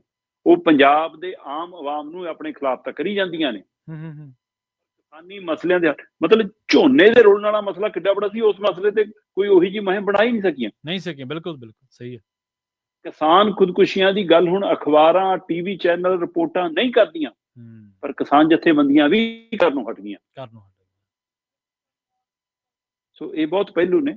ਸੋ ਇਹ ਗ੍ਰਿਫਤਾਰੀ ਰਾਜਨੀਤਿਕ ਹੈ, ਤੈ ਰਾਜਨੀਤੀ ਤਹਿਤ ਹੈ, ਜਾਂ ਫਿਰ ਇਹ ਕੇਂਦਰ ਦੇ ਇਸ਼ਾਰੇ ਤੇ ਹੈ, ਜਾਂ ਇਹ ਕੇਜਰੀਵਾਲ ਦੇ ਇਸ਼ਾਰੇ ਤੇ ਹੈ? ਅਜੇ ਬਹੁਤ ਪਰਤਾਂ ਖੁੱਲਣਗੀਆਂ ਜਨਾਬ। ਜੀ ਬਿਲਕੁਲ। ਸੁਪਰੀਮ ਕੋਰਟ ਦਾ ਰੁਖ ਕਰੀਏ ਸ਼ਰਮਾ ਜੀ। ਸੁਪਰੀਮ ਕੋਰਟ ਦੇ ਵਿੱਚ ਇੱਕ ਰਿਪੋਰਟ ਦਾਖਲ ਹੋਈ ਆ ਤੇ ਉਸ ਰਿਪੋਰਟ ਦੇ ਵਿੱਚ ਇਹ ਕਿਹਾ ਜਾ ਰਿਹਾ ਹੈ ਕਿ ਜਿਹੜਾ ਕਿਸਾਨੀ ਸੰਕਟ ਆ ਇਹਦਾ ਕਾਰਨ ਕਰਜ਼ੇ ਆ ਜੀ। ਰਵੀ ਜੀ, ਆਪਾਂ ਹੁਣੇ ਖੁਦਕੁਸ਼ੀਆਂ ਦੀ ਗੱਲ ਕਰਕੇ ਹਟੇ ਹਾਂ। ਹਾਂਜੀ ਬਿਲਕੁਲ। ਜਿਹੜੀ ਰਿਪੋਰਟ ਸੁਪਰੀਮ ਕੋਰਟ 'ਚ ਦਰਜ ਹੋਈ ਹੈ ਨਾ, ਉਸ ਦੇ ਵਿੱਚ ਖੁਦਕੁਸ਼ੀਆਂ ਦਾ ਹਵਾਲਾ ਹੈ। ਜੀ ਉਹ ਕਹਿੰਦੇ ਜੀ 4 ਲੱਖ ਕਿਸਾਨ 1995 ਤੋਂ ਲੈ ਕੇ ਹੁਣ ਤੱਕ ਦੇਸ਼ 'ਚ 4 ਲੱਖ ਕਿਸਾਨ ਖੁਦਕੁਸ਼ੀ ਕਰ ਚੁੱਕੇ ਆ। ਉਹ ਕਹਿੰਦੇ ਜੀ 1.5 ਦਹਾਕੇ ਦਾ ਜਿਹੜਾ ਅੰਕੜਾ ਹੈ ਸਨ 2000 ਲੈ ਕੇ 2015 ਤੱਕ, ਇਸ 1.5 ਦਹਾਕੇ 'ਚ 15 ਸਾਲਾਂ ਦੇ ਵਿੱਚ ਵੀ 16,000 ਤੋਂ ਵੱਧ 16,606 ਕਿਸਾਨ ਖੁਦਕੁਸ਼ੀ ਕਰ ਚੁੱਕੇ। ਤੇ ਇਹ ਸਾਰੇ ਪਹਿਲੂ ਕਿਤੇ ਨਾ ਕਿਤੇ ਸਵਾਲ ਪੈਦਾ ਕਰਦੇ ਆ ਔਰ ਇਹ ਉਹ ਪਹਿਲੂ ਨੇ ਜਿਹੜੇ ਸਿਰਫ ਦਰਜ ਅੰਕੜੇ ਨੇ, ਹੂੰ ਜਿਹੜੇ ਦਰਜ ਹੋ ਗਈ ਖੁਦਕੁਸ਼ੀ। ਹੂੰ ਹੂੰ ਹੂੰ, ਅਸਲ 'ਚ ਇਹ ਰਿਪੋਰਟ ਵੀ ਪ੍ਰਵੀਨ ਜੀ ਇਸੇ ਸ਼ੰਭੂ ਔਰ ਖਨੌਰੀ ਬਾਰਡਰ ਤੇ ਚੱਲ ਰਹੇ ਅੰਦੋਲਨ ਦੇ ਹਵਾਲੇ ਨਾਲ ਹੈ। ਠੀਕ ਹੈ। ਜਿਹੜਾ ਇਹ ਅੰਦੋਲਨ ਸ਼ੁਰੂ ਹੋਇਆ, ਇਸ ਅੰਦੋਲਨ ਦਾ ਮਸਲਾ ਕੱਢਣ ਦੇ ਲਈ ਮਾਮਲਾ ਅਦਾਲਤ 'ਚ ਗਿਆ। ਅਦਾਲਤ ਨੇ, ਸੁਪਰੀਮ ਕੋਰਟ ਨੇ ਕਿਹਾ ਕਿ ਅਸੀਂ ਇੱਕ ਕਮੇਟੀ ਬਣਾ ਦਿੰਦੇ ਹਾਂ। ਹੂੰ ਸੁਪਰੀਮ ਕੋਰਟ ਨੇ ਇੱਕ ਕਮੇਟੀ ਬਣਾਈ, ਸਾਬਕਾ ਜਸਟਿਸ ਨਾਇਬ ਸਿੰਘ ਹੋਰਾਂ ਦੀ ਅਗਵਾਈ ਦੇ ਵਿੱਚ ਇੱਕ ਕਮੇਟੀ ਬਣੀ। ਨਵਾਬ ਸਿੰਘ ਹੋਰਾਂ ਦੀ ਅਗਵਾਈ 'ਚ ਕਮੇਟੀ ਬਣੀ। ਇਹਦੇ ਵਿੱਚ ਬਕਾਇਦਾ ਤੌਰ ਤੇ ਮਤਲਬ ਸੁਖਪਾਲ ਸਿੰਘ ਵੀ, ਡਾਕਟਰ RS ਘੁੰਮਣ ਵੀ, ਡਾਕਟਰ ਦਵਿੰਦਰ ਸ਼ਰਮਾ ਵੀ, ਇਹ ਸਾਰੀ ਟੀਮ ਸੀਗੀ। ਸੋ ਇਹਨਾਂ ਨੇ ਇੱਕ ਤਿਆਰ ਰਿਪੋਰਟ ਸੁਪਰੀਮ ਕੋਰਟ ਨੂੰ ਸੌਂਪੀ ਹੈ, ਜਿਹਦੇ ਵਿੱਚ ਸਪਸ਼ਟ ਲਫ਼ਜ਼ਾਂ 'ਚ ਕਿਹਾ ਕਿ ਵੱਧਦਾ ਕਰਜ਼ਾ ਤੇ ਘਟਦੀ ਕਿਸਾਨਾਂ ਦੀ ਆਮਦਨ, ਇਹ ਵੱਡਾ ਪਹਿਲੂ ਹੈ ਕਿਸਾਨੀ ਮਸਲੇ ਦਾ। ਠੀਕ ਹੈ। ਕਿ ਜਦੋਂ ਹਰ ਸਾਲ DA ਦੀ ਕਿਸ਼ਤ ਆਉਂਦੀ ਆ, ਜਦੋਂ ਮਹਿੰਗਾਈ ਦਰ ਦੇ ਹਿਸਾਬ ਨਾਲ ਚੀਜ਼ਾਂ ਦੇ ਰੇਟ ਤੈਅ ਹੁੰਦੇ ਨੇ, ਤਾਂ ਕਿਸਾਨੀ ਫਸਲਾਂ ਦੇ ਰੇਟ ਉਸ ਮਹਿੰਗਾਈ ਦਰ ਦੇ ਹਿਸਾਬ ਨਾਲ ਕਿਉਂ ਨਹੀਂ ਵੱਧਦੇ? ਉਹਨਾਂ ਦੀ ਲਾਗਤ ਤਾਂ ਹਰ ਸਾਲ ਵੱਧ ਰਹੀ ਹੈ, ਬਿਲਕੁਲ ਸਹੀ। ਉਹਨਾਂ ਦੀ ਆਮਦਨ ਨਹੀਂ ਉਸ ਹਿਸਾਬ ਨਾਲ ਵੱਧ ਰਹੀ। ਇਸ ਰਿਪੋਰਟ ਦੇ ਵਿੱਚ ਜਿਹੜਾ ਸਭ ਤੋਂ ਦੁੱਖ ਦੀ ਗੱਲ ਹੈ ਉਹ ਇਹ ਹੈ, ਉਹ ਕਹਿੰਦੇ ਜੀ ਦੇਸ਼ ਦੇ ਪੇਂਡੂ ਕਿਸਾਨ ਦੀ ਔਸਤਨ ਆਮਦਨ 27 ਰੁਪਏ ਪ੍ਰਤੀ ਦਿਨ ਹੈ। ਹੁਣ ਇੱਥੇ ਆਪਾਂ ਆਪਣੇ ਪੰਜਾਬ ਵਾਲੇ ਚਿੱਟ ਕੱਪੜੀਏ ਨਾ ਸਮਝੀਏ ਕਿ ਹਾਂ ਚਿੱਟੇ ਕੁੜਤੇ ਪਜਾਮੇ ਵਾਲੀਆਂ ਗੱਲਾਂ ਨੇ। ਠੀਕ ਹੈ। ਕਿਉਂਕਿ ਕਿਸਾਨ ਤੇ ਜ਼ਿਮੀਂਦਾਰ 'ਚ ਫਰਕ ਹੈ। ਆਪਣੇ ਵਾਲੇ ਕਈ ਜ਼ਿਮੀਂਦਾਰ ਨੇ ਪਿੰਡਾਂ 'ਚ ਤੇ ਕਈ ਵਿਚਾਰੇ ਕਿਸਾਨ ਨੇ। ਬਿਲਕੁਲ ਸਹੀ ਹੈ। ਤੇ ਸਾਨੂੰ 1 ਏਕੜ 2 ਏਕੜ ਵਾਲੇ ਨੂੰ ਹੋਰ ਪਹਿਲੂ ਤੋਂ ਦੇਖਣਾ ਪੈਣਾ, 5 ਏਕੜ ਵਾਲੇ ਨੂੰ ਹੋਰ, 10 ਨੂੰ ਹੋਰ, ਤੇ 10 ਤੋਂ ਉੱਪਰ ਵਾਲਿਆਂ ਤੋਂ ਦੇਖੋ ਹੀ ਨਾ ਚਾਹੇ। ਉਹ ਤਾਂ ਮਲਾਈਆਂ ਖਾ ਰਹੇ ਨੇ ਜਨਾਬ, ਜਿਨ੍ਹਾਂ ਨੇ ਆਪਣੀਆਂ 10-10 ਮੋਟਰਾਂ ਫ੍ਰੀ ਕਰਾਈਆਂ ਹੋਈਆਂ ਨੇ। ਉਹਨਾਂ 'ਚ ਆ ਬਾਦਲ, ਮਨਪ੍ਰੀਤ, ਮਜੀਠੀਆ, ਕੈਪਟਨ ਹੋਣੀ, ਇਹ ਸਾਰੇ ਆਉਂਦੇ ਨੇ ਉਹ 'ਚ, ਸਾਰੇ ਘਰਾਣੇ ਨੇ। ਸੋ ਇਸ ਲਈ ਆਪਾਂ ਜ਼ਿਮੀਂਦਾਰ ਵਾਲੀ ਲੇਅਰ ਨੂੰ ਵੱਖਰਾ ਕਰਕੇ ਕਿਸਾਨੀ ਲੇਅਰ ਦੇ ਬਾਰੇ ਜਦੋਂ ਗੱਲ ਕਰਦੇ ਹਾਂ ਤਾਂ ਦੇਸ਼ ਦੀ ਔਸਤ 27 ਰੁਪਏ ਪ੍ਰਤੀ ਦਿਨ ਹੈ। ਸਥਿਤੀ ਕੀ ਹੈ? 5 ਏਕੜ 10 ਏਕੜ ਵਾਲੇ ਕਿਸਾਨ ਦੀ ਹਾਲਤ ਦੇਖ ਕੇ ਤਾਂ ਦੇਖੋ। ਇਸ ਪਹਿਲੂ ਤੇ ਇਹਨੇ ਦੁੱਖ ਦੀ ਤੇ ਉਂਗਲ ਧਰੀ। ਉਹ ਕਹਿੰਦੇ ਵੀ ਕਿਸਾਨੀ ਮਸਲੇ ਦੇ ਲਈ ਸਰਕਾਰਾਂ ਦੀ ਨਲਾਇਕੀ ਜੀ, ਕਈ ਫਸਲਾਂ ਤੇ ਹਰ ਸਾਲ ਐਲਾਨੀ ਜਾਂਦੀ MSP ਪਰ ਖਰੀਦ ਇੱਕ ਤੇ ਉਸ ਤੋਂ ਬਾਅਦ ਉਹ ਕਹਿੰਦੇ ਜੀ ਕਿ ਮੌਸਮ ਦੀ ਮਾਰ, ਪਿਛਲੀ ਵਾਰ ਗਰਮੀ ਪੈ ਗਈ ਤੇ ਕਣਕ ਦਾ ਝਾੜ ਘਟ ਗਿਆ, ਐਕਤੀ ਝੋਨਾ ਰੁਲ ਗਿਆ ਤੇ ਉਹਦੇ ਕਰਕੇ ਕਣਕ ਦੀ ਬਿਜਾਈ ਤੇ ਅਸਰ ਪੈ ਗਿਆ, ਹੈ ਨਾ। ਫਿਰ ਕਦੇ ਮੀਂਹ ਵੱਧ ਪੈ ਗਿਆ, ਕਦੇ ਘੱਟ ਪੈ ਗਿਆ, ਕਦੇ ਸੋਕਾ ਪੈ ਗਿਆ, ਹੈ ਨਾ। ਧਰਤੀ ਹੇਠਲਾ ਪਾਣੀ ਘਟਣਾ, ਖਾਦ ਤੇ ਦਵਾਈਆਂ ਦਾ ਸਹੀ ਰੂਪ 'ਚ ਔਰ ਸਹੀ ਕੀਮਤ ਤੇ ਨਾ ਮਿਲਣਾ, ਇਹ ਕਿੰਨੀਆਂ ਹੀ ਸਥਿਤੀਆਂ ਨੇ ਜਿਨ੍ਹਾਂ ਦੇ ਵਿੱਚੋਂ ਇੱਕ ਹੁਣ ਰਹਿੰਦ ਖੂੰਹਦ ਨੂੰ ਸੰਭਾਲਣ ਦਾ ਮਸਲਾ, ਉਹ ਨਵਾਂ ਖਰਚਾ ਸਿਰ ਤੇ ਖੜਾ ਤੇ ਨਵੀਂ ਮੁਸੀਬਤ ਵੀ ਖੜੀ ਆ। ਰੈੱਡ ਐਂਟਰੀ ਪੈ ਗਈ, ਕਦੇ ਪਰਚਾ। ਮਤਲਬ ਜਿਹੜੀ ਸਰਕਾਰ ਹੈ, ਜਿਹਨੂੰ ਅਸੀਂ ਸਰਕਾਰ ਦਾ ਨਾਂ ਦਿੰਦੇ ਹਾਂ, ਉਹ ਹਰ ਸਾਲ ਰੋਂਦੀ ਹੈ। ਦਿੱਲੀ 'ਚ ਕੋਈ ਬੈਠੀ ਹੋਵੇ ਸਰਕਾਰ, ਹਰ ਸਾਲ ਰੋਂਦੀ ਹੈ ਜੀ ਆ ਪਰਾਲੀ ਦਾ ਧੂੰਆਂ। ਮਤਲਬ ਸਰਕਾਰ ਤੋਂ ਮਸਲਾ ਹੱਲ ਨਹੀਂ ਹੁੰਦਾ, ਉਹ ਰੋਕ ਕੇ ਸਾਰ ਲੈਂਦੀ ਹੈ ਤੇ ਕਿਸਾਨ ਤੋਂ ਉਮੀਦ ਕਰਦੇ ਆ ਕਿ ਮਸਲਾ ਹੱਲ ਕਰ ਲਵੇ। ਉਹ ਕਿਵੇਂ ਕਰੂਗਾ? ਬਿਲਕੁਲ। ਤੇ ਫਿਰ ਸਰਕਾਰ ਜ਼ਿੰਮੇਵਾਰੀ ਕਾਹਦੀ ਹੈ? ਸੋ ਇਹ ਸਾਰੇ ਹਵਾਲੇ ਇਸ ਹਾਈ ਪਾਵਰ ਕਮੇਟੀ ਨੇ ਸੁਪਰੀਮ ਕੋਰਟ ਮੂਹਰੇ ਡਾਟਾ ਵਜੋਂ ਦਿੱਤੇ ਨੇ ਕਿ ਜੀ ਕਿਸਾਨ ਦੇ ਉੱਤੇ ਕਈ ਤਰ੍ਹਾਂ ਦਾ ਕਰਜ਼ਾ, ਕਈ ਪਹਿਲੂਆਂ ਤੋਂ ਕਾਰਪੋਰੇਟ, ਮਤਲਬ ਸਾਡੇ ਕਾਰਪੋਰੇਟ ਬੈਂਕਾਂ ਦਾ ਵੀ ਹੈ, ਉਹ ਸੁਸਾਇਟੀਆਂ ਵਾਲਾ ਵੀ ਹੈ, ਉਹ ਪ੍ਰਾਈਵੇਟ ਬੈਂਕਾਂ ਵਾਲਾ ਵੀ ਹੈ, ਉਹ ਸਰਕਾਰੀ ਬੈਂਕਾਂ ਵਾਲਾ ਵੀ ਹੈ, ਉਹ ਆੜ੍ਹਤੀ ਵਾਲਾ ਵੀ ਹੈ ਨਾ, ਉਹ ਸੂਦ ਖੋਰਾਂ ਵਾਲਾ ਵੀ ਹੈ, ਕਿੰਨੇ ਤਰ੍ਹਾਂ ਦਾ। ਸੋ ਉਹਨਾਂ ਕਰਜ਼ਿਆਂ 'ਚ ਉਲਝਿਆ ਤੇ ਉੱਪਰ ਦੀ ਉਹਦੀ ਲਾਗਤ ਵਧਣਾ ਤੇ ਉਹਦੀ ਆਮਦਨ ਨਾ ਵਧਣਾ, ਜਿਹਦੇ ਕਾਰਨ ਕਿਸਾਨ ਮਾੜੀ ਸਥਿਤੀ ਜਾ ਰਿਹਾ। ਉਹ ਜੇ ਕਿਸਾਨ ਮਾੜੀ ਸਥਿਤੀ 'ਚ, ਦੇਸ਼ ਮਾੜੀ ਸਥਿਤੀ ਜਾਊਗਾ। ਔਰ ਇਹ ਰਿਪੋਰਟ ਲਗਭਗ ਉੱਤਰੀ ਭਾਰਤ ਨੂੰ ਧਿਆਨ 'ਚ ਰੱਖ ਕੇ ਬਣੀ ਆ ਜੀ। ਠੀਕ ਹੈ। ਇਹ ਵੀ ਧਿਆਨ ਰੱਖਣ ਦੀ ਲੋੜ ਹੈ ਕਿਉਂਕਿ ਅੰਦੋਲਨ ਇੱਥੇ ਹੀ ਚੱਲ ਰਿਹਾ, ਖਾਸ ਕਰ ਪੰਜਾਬ ਹਰਿਆਣਾ ਦੇ ਵਾਲੇ ਨਾਲ। ਉਹਨਾਂ ਨੇ ਬਕਾਇਦਾ ਇਹਦੇ ਵਿੱਚ ਦੱਸਿਆ, ਉਹ ਕਹਿੰਦੇ ਕਿ ਉਹਨਾਂ ਦੇ ਮੁਤਾਬਕ 73,673 ਕਰੋੜ ਰੁਪਈਏ ਪੰਜਾਬ ਤੇ ਹਰਿਆਣਾ ਦੇ ਵਿੱਚ 76,630 ਕਰੋੜ ਰੁਪਈਏ ਸੰਸਥਾਪਕ ਕਰਜ਼ੇ ਦਾ ਸ਼ਡਿਊਲਡ ਕਰਜ਼ਾ, ਉਹ 73,000 ਕਰੋੜ ਪੰਜਾਬ ਦੇ ਸਿਰ ਤੇ 76,000 ਕਰੋੜ ਹਰਿਆਣਾ ਦੇ ਸਿਰ ਤੇ ਖੜਾ। ਜੀ ਜੀ ਬਿਲਕੁਲ। ਸੋ ਇਹ ਰਿਪੋਰਟ ਬਹੁਤ ਗੰਭੀਰ ਹੈ, ਪਰ ਫਿਕਰ ਇਹ ਹੈ ਕਿ ਪ੍ਰਵੀਨ ਜੀ ਇਹ ਤੋਂ ਪਹਿਲਾਂ ਵੀ ਅਜਿਹੀਆਂ ਕਈ ਰਿਪੋਰਟਾਂ ਸਾਹਮਣੇ ਆਈਆਂ, ਹੂੰ ਕਈ ਦਸਤਾਵੇਜ਼ ਅਦਾਲਤਾਂ ਦੀਆਂ ਫਾਈਲਾਂ 'ਚ ਪਏ ਗਰਦ ਨੇ, ਦਾ ਹਿੱਸਾ ਬਿਲਕੁਲ, ਬਣ ਰਹੇ ਨੇ। ਹੂੰ, ਇਹ ਵੀ ਉਸੇ ਗਰਦ ਦੇ ਹਿੱਸੇ 'ਚ ਬਣ ਕੇ ਰਹਿ ਜਾਏਗੀ। ਜੀ ਸਹੀ ਹੈ ਬਿਲਕੁਲ। ਤੁਸੀਂ ਇਹ ਤਾਂ ਜਿਹੜੀ ਅਖੀਰਲੀ ਗੱਲ ਕਹੀ ਹੈ, ਕੌੜੀ ਸੱਚਾਈ ਹੈ ਜੀ। ਇਹ ਸਿਸਟਮ ਦੀ ਰਿਪੋਰਟਾਂ ਆਉਂਦੀਆਂ ਨੇ, ਇਹ ਨਹੀਂ ਵੀ ਸਰਕਾਰਾਂ ਨੂੰ ਕਿਸਾਨ ਦੀ ਹਾਲਤ ਨਹੀਂ ਪਤਾ, ਇਹ ਨਹੀਂ ਸਭ ਨੂੰ ਕਿ ਪਤਾ। ਏਜੰਸੀਆਂ ਨੂੰ ਪਤਾ, ਸਭ ਨੂੰ ਪਤਾ ਹੈ। ਪਰ ਸਭ, ਜਿਵੇਂ ਤੁਸੀਂ ਕਿਹਾ, ਸਰਕਾਰਾਂ ਤਾਂ ਰੋਕ ਕੇ ਡੰਗ ਟਪਾ ਲੈਂਦੀਆਂ, ਕਿਸਾਨ ਕਿਹਦੇ ਦਰ ਤੇ ਜਾਵੇ ਜੀ। ਅਗਲੀ ਗੱਲ ਕਰੀਏ ਅਕਾਲੀ ਦਲ ਦੀ।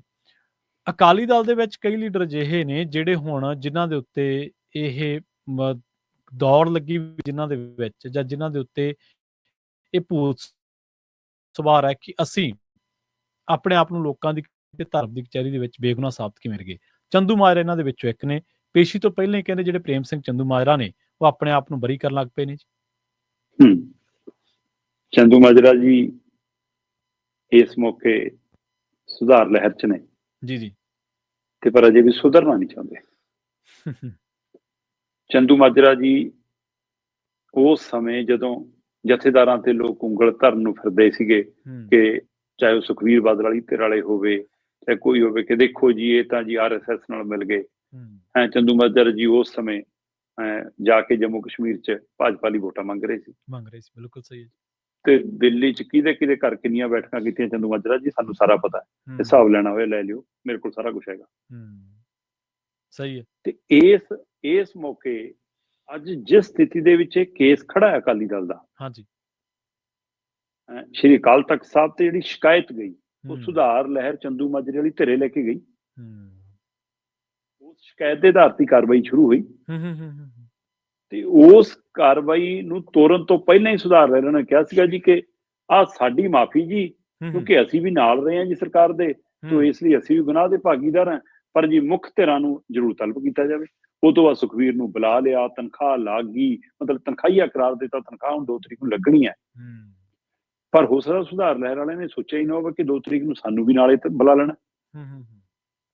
ਹੋ ਸਕਦਾ ਉਹਨਾਂ ਨੇ ਸੋਚਿਆ ਹੀ ਨਾ ਹੋਵੇ ਕਿ ਸਰਕਾਰ ਦੇ ਮੰਤਰੀ ਦੇ ਨਾਤੇ ਵੀ ਤੇ ਪਾਰਟੀ ਦੀ ਕੋਰ ਕਮੇਟੀ ਦੇ ਨਾਤੇ ਵੀ ਸਾਨੂੰ ਤਾਂ ਉੱਥੇ ਖੜਨਾ ਪੈਣਾ ਫਸੀਲ ਦੇ ਸਾਹਮਣੇ। ਜਿਵੇਂ ਸੁਖਬੀਰ ਬਾਦਲ ਨੇ ਦੂਜੀ ਚਿੱਠੀ 'ਚ ਰੋਣਾ ਸ਼ੁਰੂ ਕਰਤਾ ਕਿ ਜੀ ਸਾਡੇ ਤਾਂ ਕੂੜ ਪ੍ਰਚਾਰ ਹੈ ਜੀ, ਸਾਡੇ ਤਾਂ ਝੂਠੇ ਦੋਸ਼ ਨੇ, ਸਾਨੂੰ ਤਾਂ ਬਦਨਾਮ ਕੀਤਾ ਜਾ ਰਿਹਾ ਜੀ। ਉਹ ਆਪ ਹੀ ਆਪਣੇ ਆਪ ਨੂੰ ਬਰੀ ਕਰਦਾ ਫਿਰਦਾ ਸੀ। ਅੱਜ ਚੰਦੂ ਮਾਜਰਾ ਜੀ ਉਸ ਭੂਮਿਕਾ 'ਚ ਆ ਗਏ। ਕਹਿੰਦੇ ਜੀ ਸਾਨੂੰ ਤਾਂ ਕਦੇ ਪੁੱਛਿਆ ਹੀ ਨਹੀਂ ਜੀ, ਫੈਸਲੇ ਲੈਣ ਲੱਗਿਆ ਸੁਖਬੀਰ ਬਾਦਲ ਹੋਰਾਂ ਨੇ, ਸਾਡੀ ਤਾਂ ਚੱਲੀ ਹੋ ਨਹੀਂ ਜੀ। ਕਿ ਭਰਾਵਾ ਜੇ ਚੱਲੀ ਨਹੀਂ ਫਿਰ ਕੌਮ ਨੂੰ ਜਵਾਬ ਦਿੰਦੇ ਨਾ। ਪਨੀਰ ਪਕੌੜੇ ਤੇ ਕੌਫੀ ਵਾਲੇ ਕੱਪ ਬੁੱਲਾਂ ਨੂੰ ਲਾ ਕੇ ਚੁਸਕੀਆਂ ਲੈ ਕੇ ਮੁੱਛਾਂ ਤੇ ਫੇਰ ਕੇ ਹੱਥ ਘਰਾਂ ਨੂੰ ਆ ਜਾਂਦੇ ਸੀ, ਫਿਰ ਉੱਠ ਕੇ ਬਾਹਰ ਆਉਂਦੇ ਨਾ ਮੀਟਿੰਗਾਂ ਚੋਂ, ਛੱਡ ਕੇ ਆਉਂਦੇ ਨਾ ਕਿ ਵੀ ਇਹ ਗਲਤ ਹੋ ਰਿਹਾ, ਡੇਰਾ ਮੁਖੀ ਨੂੰ ਕਿਉਂ ਮਾਫ ਕੀਤਾ ਜਾ ਰਿਹਾ, ਉਹਦਾ ਕੇਸ ਕਿਉਂ ਵਾਪਸ ਲਿਆ ਜਾ ਰਿਹਾ, ਜਥੇਦਾਰਾਂ ਨੂੰ ਕਿਉਂ ਮੁੱਖ ਮੰਤਰੀ ਘਰੇ ਬੁਲਾਉਂਦਾ, ਉਸ ਸਮੇਂ ਵਿਰੋਧ ਕੀਤਾ। ਤੇ ਹੁਣ ਤੁਸੀਂ ਆਪਣੇ ਆਪ ਨੂੰ ਬਰੀ ਕਰਦੇ ਹੋ। ਆਪਾਂ ਇਕੱਲੇ ਗੱਲ ਕਰਕੇ ਹਟੇ ਹਾਂ ਪ੍ਰਵੀਨ ਜੀ ਅਜੇ ਕਿ ਚੋਰੀ ਕਰਨਾ ਹੀ ਗੁਨਾਹ ਨਹੀਂ ਹੁੰਦਾ, ਚੋਰੀ ਹੁੰਦਿਆਂ ਵੇਖਣਾ ਵੀ ਗੁਨਾਹ ਹੈ। ਪਰ ਤੁਸੀਂ ਤਾਂ ਚੋਰੀ ਵਾਲੀਆਂ ਬੋਰੀਆਂ ਚਕਾਈਆਂ ਤੇ ਰਖਾਈਆਂ ਨੇ, ਤੁਸੀਂ ਆਪਣੇ ਆਪ ਨੂੰ ਮਾਫ ਨਹੀਂ ਕਰ ਸਕਦੇ। ਹਾਂ, ਅਜੇ ਤਾਂ ਸੱਚ ਸਾਹਮਣੇ ਆਉਣਾ ਹੈ, ਕਿਉਂਕਿ 3 ਸਾਬਕਾ ਜਥੇਦਾਰਾਂ ਤੋਂ ਸਪਸ਼ਟੀਕਰਨ ਮੰਗਿਆ। ਉਸ ਸਮੇਂ ਹੋ ਸਕਦਾ, ਆਪਾਂ ਵਾਰ-ਵਾਰ ਗੱਲ ਕਰਦੇ ਨੇ ਕਿ ਇਸ ਕੇਸ ਦਾ ਨਿਪਟਾਰਾ ਉੱਥੇ ਜਾ ਕੇ ਹੋਣਾ, ਤੇ ਉਸ ਸਮੇਂ ਹੋ ਸਕਦਾ ਜਥੇਦਾਰ, ਆਪਾਂ ਪਹਿਲਾਂ ਵੀ ਗੱਲ ਕੀਤੀ ਹੈ ਕਿ ਬਾਦਲਾਂ ਨੇ ਤਾਂ ਜਥੇਦਾਰਾਂ ਨੂੰ ਮੁਲਾਜ਼ਮ ਵਾਂਗ ਬਣਾ ਕੇ ਰੱਖ ਲਿਆ ਸੀ, ਤੇ ਇਸ ਲਈ ਬਤੌਰ ਮੁਲਾਜ਼ਮ ਹੋ ਸਕਦਾ ਉਸ ਸਮੇਂ ਡਰ ਗਏ ਹੋਣ, ਹੋ ਸਕਦਾ ਸਰਕਾਰ ਦੇ ਕਿਸੇ ਲਾਲਚ 'ਚ ਆ ਗਏ ਹੋਣ, ਹੋ ਸਕਦਾ ਜਿਹੜੀਆਂ ਸਕੀਰੀਆਂ ਨੇ ਉਹਨਾਂ ਚੋਂ ਕਿਸੇ ਨੂੰ ਕਿੰਨੀਆਂ ਤਰ੍ਹਾਂ ਦੇ ਹੋਣਗੇ, ਇਹਦੀ ਨੌਕਰੀ, ਇਹਦਾ ਮਸਲਾ, ਇਹਦਾ ਆ। ਸੋ ਡਰ ਚੋਂ, ਧਮਕਾਉਣ ਚੋਂ, ਲਲਚਾਉਣ ਚੋਂ, ਕਿਸੇ ਵੀ ਪਹਿਲੂ ਚੋਂ ਜਥੇਦਾਰ ਚਲੇ ਗਏ ਤੇ ਉਹਨਾਂ ਨੇ ਉਹ ਫੈਸਲਾ ਕਰਤਾ। ਅੱਜ ਜਥੇਦਾਰ ਅਕਾਲ ਤਖਤ ਸਾਹਿਬ ਦੇ ਉੱਤੇ ਜਦੋਂ ਸਪਸ਼ਟੀਕਰਨ ਦੇਣਗੇ, ਮੈਨੂੰ ਲੱਗਦਾ ਕਿ ਹੁਣ ਉਹ ਇਸ ਤਰ੍ਹਾਂ ਦਾ ਕੋਈ ਝੂਠ ਬੋਲ ਸਕਣ ਵਾਲੀ ਸਥਿਤੀ 'ਚ ਹੋਣਗੇ, ਕਿਉਂਕਿ ਹੁਣ ਨਾ ਤਾਂ ਉਹ ਜਿਹਾ ਰਾਜਨੀਤਿਕ ਪੈਂਤੜ ਹੈ, ਨਾ ਸੱਤਾ ਸੁੱਖ, ਨਾ ਸਰਕਾਰ, ਨਾ ਕੁਛ ਮਿਲਣ ਦੀ ਆਸ। ਸੋ ਜੋ ਹੋਣਾ ਸੀ ਹੋ ਲਿਆ, ਸੰਗਤ ਤੋਂ ਨਕਾਰੇ ਹੋਏ ਨੇ। ਸੋ ਘੱਟੋ ਘੱਟ ਹੋ ਸਕਦਾ ਇਸ ਦੁਨੀਆ ਤੋਂ ਜਾਣ ਤੋਂ ਪਹਿਲਾਂ ਉਹ ਆਪਣਾ ਮਨ ਹਲਕਾ ਕਰ ਲੈਣ ਸੱਚ ਬੋਲ ਕੇ, ਤੇ ਉਹਨਾਂ ਦੀ ਸੱਚਾਈ ਪਤਾ ਨਹੀਂ ਕਿੰਨੇ ਚੰਦੂ ਮਾਜਰਿਆਂ ਨੂੰ ਤੇ ਕਿੰਨੇ ਸੁਖਬੀਰ ਬਾਦਲਾਂ ਨੂੰ ਸਹੀ ਰੂਪ 'ਚ ਕਟਹਿਰੇ 'ਚ ਖੜਾ ਕਰੂਗੀ। ਜੀ ਸਹੀ। ਸੋ ਇਸ ਲਈ 2 ਤਰੀਕ ਦਾ ਇੰਤਜ਼ਾਰ ਕਰ ਲੈਣਾ ਚਾਹੀਦਾ। ਚੰਦੂ ਮਾਜਰਾ ਕੀ ਅਜੇ ਤੱਕ ਕਈ ਹੈ ਨਾ, ਕਿਉਂਕਿ ਹੁਣ ਜਿੱਦਾਂ ਦੀ ਇਹ ਤਰੀਕ ਐਲਾਨੀ ਹੈ ਕੱਲ੍ਹ ਦੀ, ਉਦਣ ਦੇ ਕਈਆਂ ਦੀ ਨੀਂਦ ਉੱਡੀ ਹੈ, ਤੇ ਕਈ ਜੋੜ ਤੋੜ 'ਚ ਲੱਗੇ ਨੇ ਕਿ ਬਸ ਧਾਰਮਿਕ ਤੱਕ ਹੀ ਰੋਕ ਲਿਓ ਜੀ, ਰਾਜਨੀਤਿਕ ਤੱਕ ਨਾ ਜਾਇਓ ਜੀ, ਅਜੇ ਬਹੁਤ ਕੁਛ ਕਰਨਾ ਜੀ, ਨਿਆਣਿਆਂ ਲਈ ਘਰ ਭਰਨਾ ਨਾ, ਅਜੇ ਢਿੱਡ ਨਹੀਂ ਭਰਿਆ ਮਲਾਈਆਂ ਖਾ ਕੇ। ਜੀ ਜੀ। ਸੋ ਜੀ ਅਜੇ ਹੋਰ ਮਲਾਈ ਛਕਣੀ ਆ, ਪਰ 2 ਤਰੀਕ ਦਾ ਹੁਣ ਇਹਨਾਂ ਸਾਰਿਆਂ ਨੂੰ ਇੰਤਜ਼ਾਰ, ਉਹ 2 ਤਰੀਕ ਨੂੰ ਉਮੀਦ ਕੀਤੀ ਜਾ ਰਹੀ ਹੈ, ਕਿਉਂਕਿ ਹੁਣ ਇੱਕੋ ਪਹਿਲੂ ਹੈ ਕਿ ਜਥੇਦਾਰ ਫੂਲਾ ਸਿੰਘ ਬਣਨਗੇ ਜਾਂ ਗਿਆਨੀ ਗੁਰਬਚਨ ਸਿੰਘ। ਕੱਲ ਨਾ ਤੁਸੀਂ ਇੱਕ ਬਹੁਤ ਸੋਹਣਾ ਸ਼ਬਦ ਵਰਤਿਆ ਸੀਗਾ, ਉਹ ਸੀਗਾ ਕਿ ਗੁਰੂ ਦਾ ਦੋਸ਼ੀ ਹੈ ਜਿਹੜਾ ਤਨਖਾਹੀਆ ਕਰਾਰ ਆ, ਅਸਲ ਦੇ ਵਿੱਚ ਉਹਨੇ ਕੋਈ ਤੋਹੀਨ ਕੀਤੀ ਹੈ, ਕੋਈ ਖੁਨਾਮੀ ਕੀਤੀ ਹੈ, ਕੋਈ ਗਲਤੀ ਹੋਈ ਹੈ, ਕੋਈ ਗੁਨਾਹ ਹੋਇਆ ਜਿਹੜਾ ਕਿ ਸਿਧਾਂਤਕ ਪਹਿਲੂ ਤੇ ਖਰਾ ਨਹੀਂਗਾ, ਉਹਦੇ ਮੁਤਾਬਕ ਗਲਤ ਹੈ, ਤੇ ਉਹ ਗੁਰੂ ਦਾ ਦੋਸ਼ੀ ਹੈ। ਅੱਜ ਤੁਸੀਂ ਦੇਖੋ ਜਿਹੜੀ ਆਖਿਰਲੇ ਹਿੱਸੇ ਦੇ ਵਿੱਚ ਤੁਸੀਂ ਗੱਲ ਕਹੀ ਹੈ ਕਿ ਡਰ ਲੱਗ ਰਿਹਾ ਇਹਨਾਂ ਨੂੰ ਕਿ ਜੇ ਕਿਤੇ ਰਾਜਨੀਤਿਕ ਸਜ਼ਾ ਲੱਗ ਗਈ, ਸਿਆਸੀ ਸਜ਼ਾ ਲੱਗ ਗਈ, ਤਾਂ ਕਿਤੇ ਜਿਹੜੇ ਜਵਾਕਾਂ ਲਈ ਘਰ ਭਰਨੇ ਆ ਤੇ ਉਹ ਕਿਤੇ ਦੌਰ ਰੁਕ ਨਾ ਜਾਵੇ। ਤੁਸੀਂ ਦੇਖੋ ਗੁਰੂ ਦਾ ਹਲੇ ਵੀ ਨਹੀਂ ਡਰ ਇਹਨਾਂ ਨੂੰ ਕਿ ਧਰਮ ਦੇ ਤੌਰ ਤੇ, ਹਾਂਜੀ ਇਹਨਾਂ ਦੀ ਰਾਜਨੀਤਿਕ ਲਾਲਸਾਵਾਂ ਹੀ, ਹਾਂਜੀ ਹਾਂਜੀ, ਹਲੇ ਵੀ ਨਹੀਂ ਡਰ, ਹਲੇ ਵੀ ਉਹ ਜਿਹੜੀ ਇੱਕ ਨੈਤਿਕ ਤੌਰ ਤੇ ਮੋਰਲ ਗਰਾਊਂਡ ਤੇ ਇੱਕ ਸ਼ਰਮ ਹੁੰਦੀ ਹੈ, ਝੇਪ ਹੁੰਦੀ ਹੈ, ਉਹਦਾ ਹਲੇ ਵੀ ਕੋਈ ਖੌਫ ਨਹੀਂ ਹੈ ਕਿ ਭਾਈ ਸਾਨੂੰ ਤਨਖਾਹੀਏ ਜੇ ਅਸੀਂ ਕਰਾਰ ਦਿੱਤਾ ਗਿਆ ਤੇ ਅਸੀਂ ਕੀ ਮੂੰਹ ਦਿਖਾਵਾਂਗੇ ਕਿ ਅਸੀਂ ਜਿਹੜੇ ਜਿਸ ਥਾਂ ਦੇ ਉੱਤੇ ਜਿਸ ਧਿਰ ਦੇ ਲਈ ਅਸੀਂ ਅਖੌਤੀ ਰਾਖੇ ਬਣੇ ਫਿਰਦੇ ਸੀ, ਅੱਜ ਉਹਨਾਂ ਨੂੰ ਅਸੀਂ ਸਜ਼ਾ ਜ਼ਾਬਤਾ ਕਰਾਰ ਹੋ ਗਏ। ਔਰ ਜਿਹੜੀ ਦੂਜੀ ਗੱਲ ਹੈ ਸ਼ਰਮਾ ਜੀ, ਕਈ ਸਿਆਣੇ ਬੰਦੇ ਨੇ ਗੱਲ ਕਹਿੰਦੇ ਆ, ਉਹ ਕਹਿੰਦੇ ਕਿ ਕਈ ਚੀਜ਼ਾਂ ਬੰਦਾ ਸ਼ੁਰੂ ਜ਼ਰੂਰ ਕਰਦਾ ਪਰ ਉਹਨਾਂ ਦਾ ਅੰਤ ਉਹਨਾਂ ਦੇ ਹੱਥ 'ਚ ਨਹੀਂ ਹੁੰਦਾ। ਆਪਾਂ ਇਹ ਆਮ ਜ਼ਿੰਦਗੀ ਦੇ ਵਿੱਚ ਵੀ ਤੁਸੀਂ ਦੇਖ ਲਓ, ਕਿਤੇ ਲਾਗੂ ਕਰਕੇ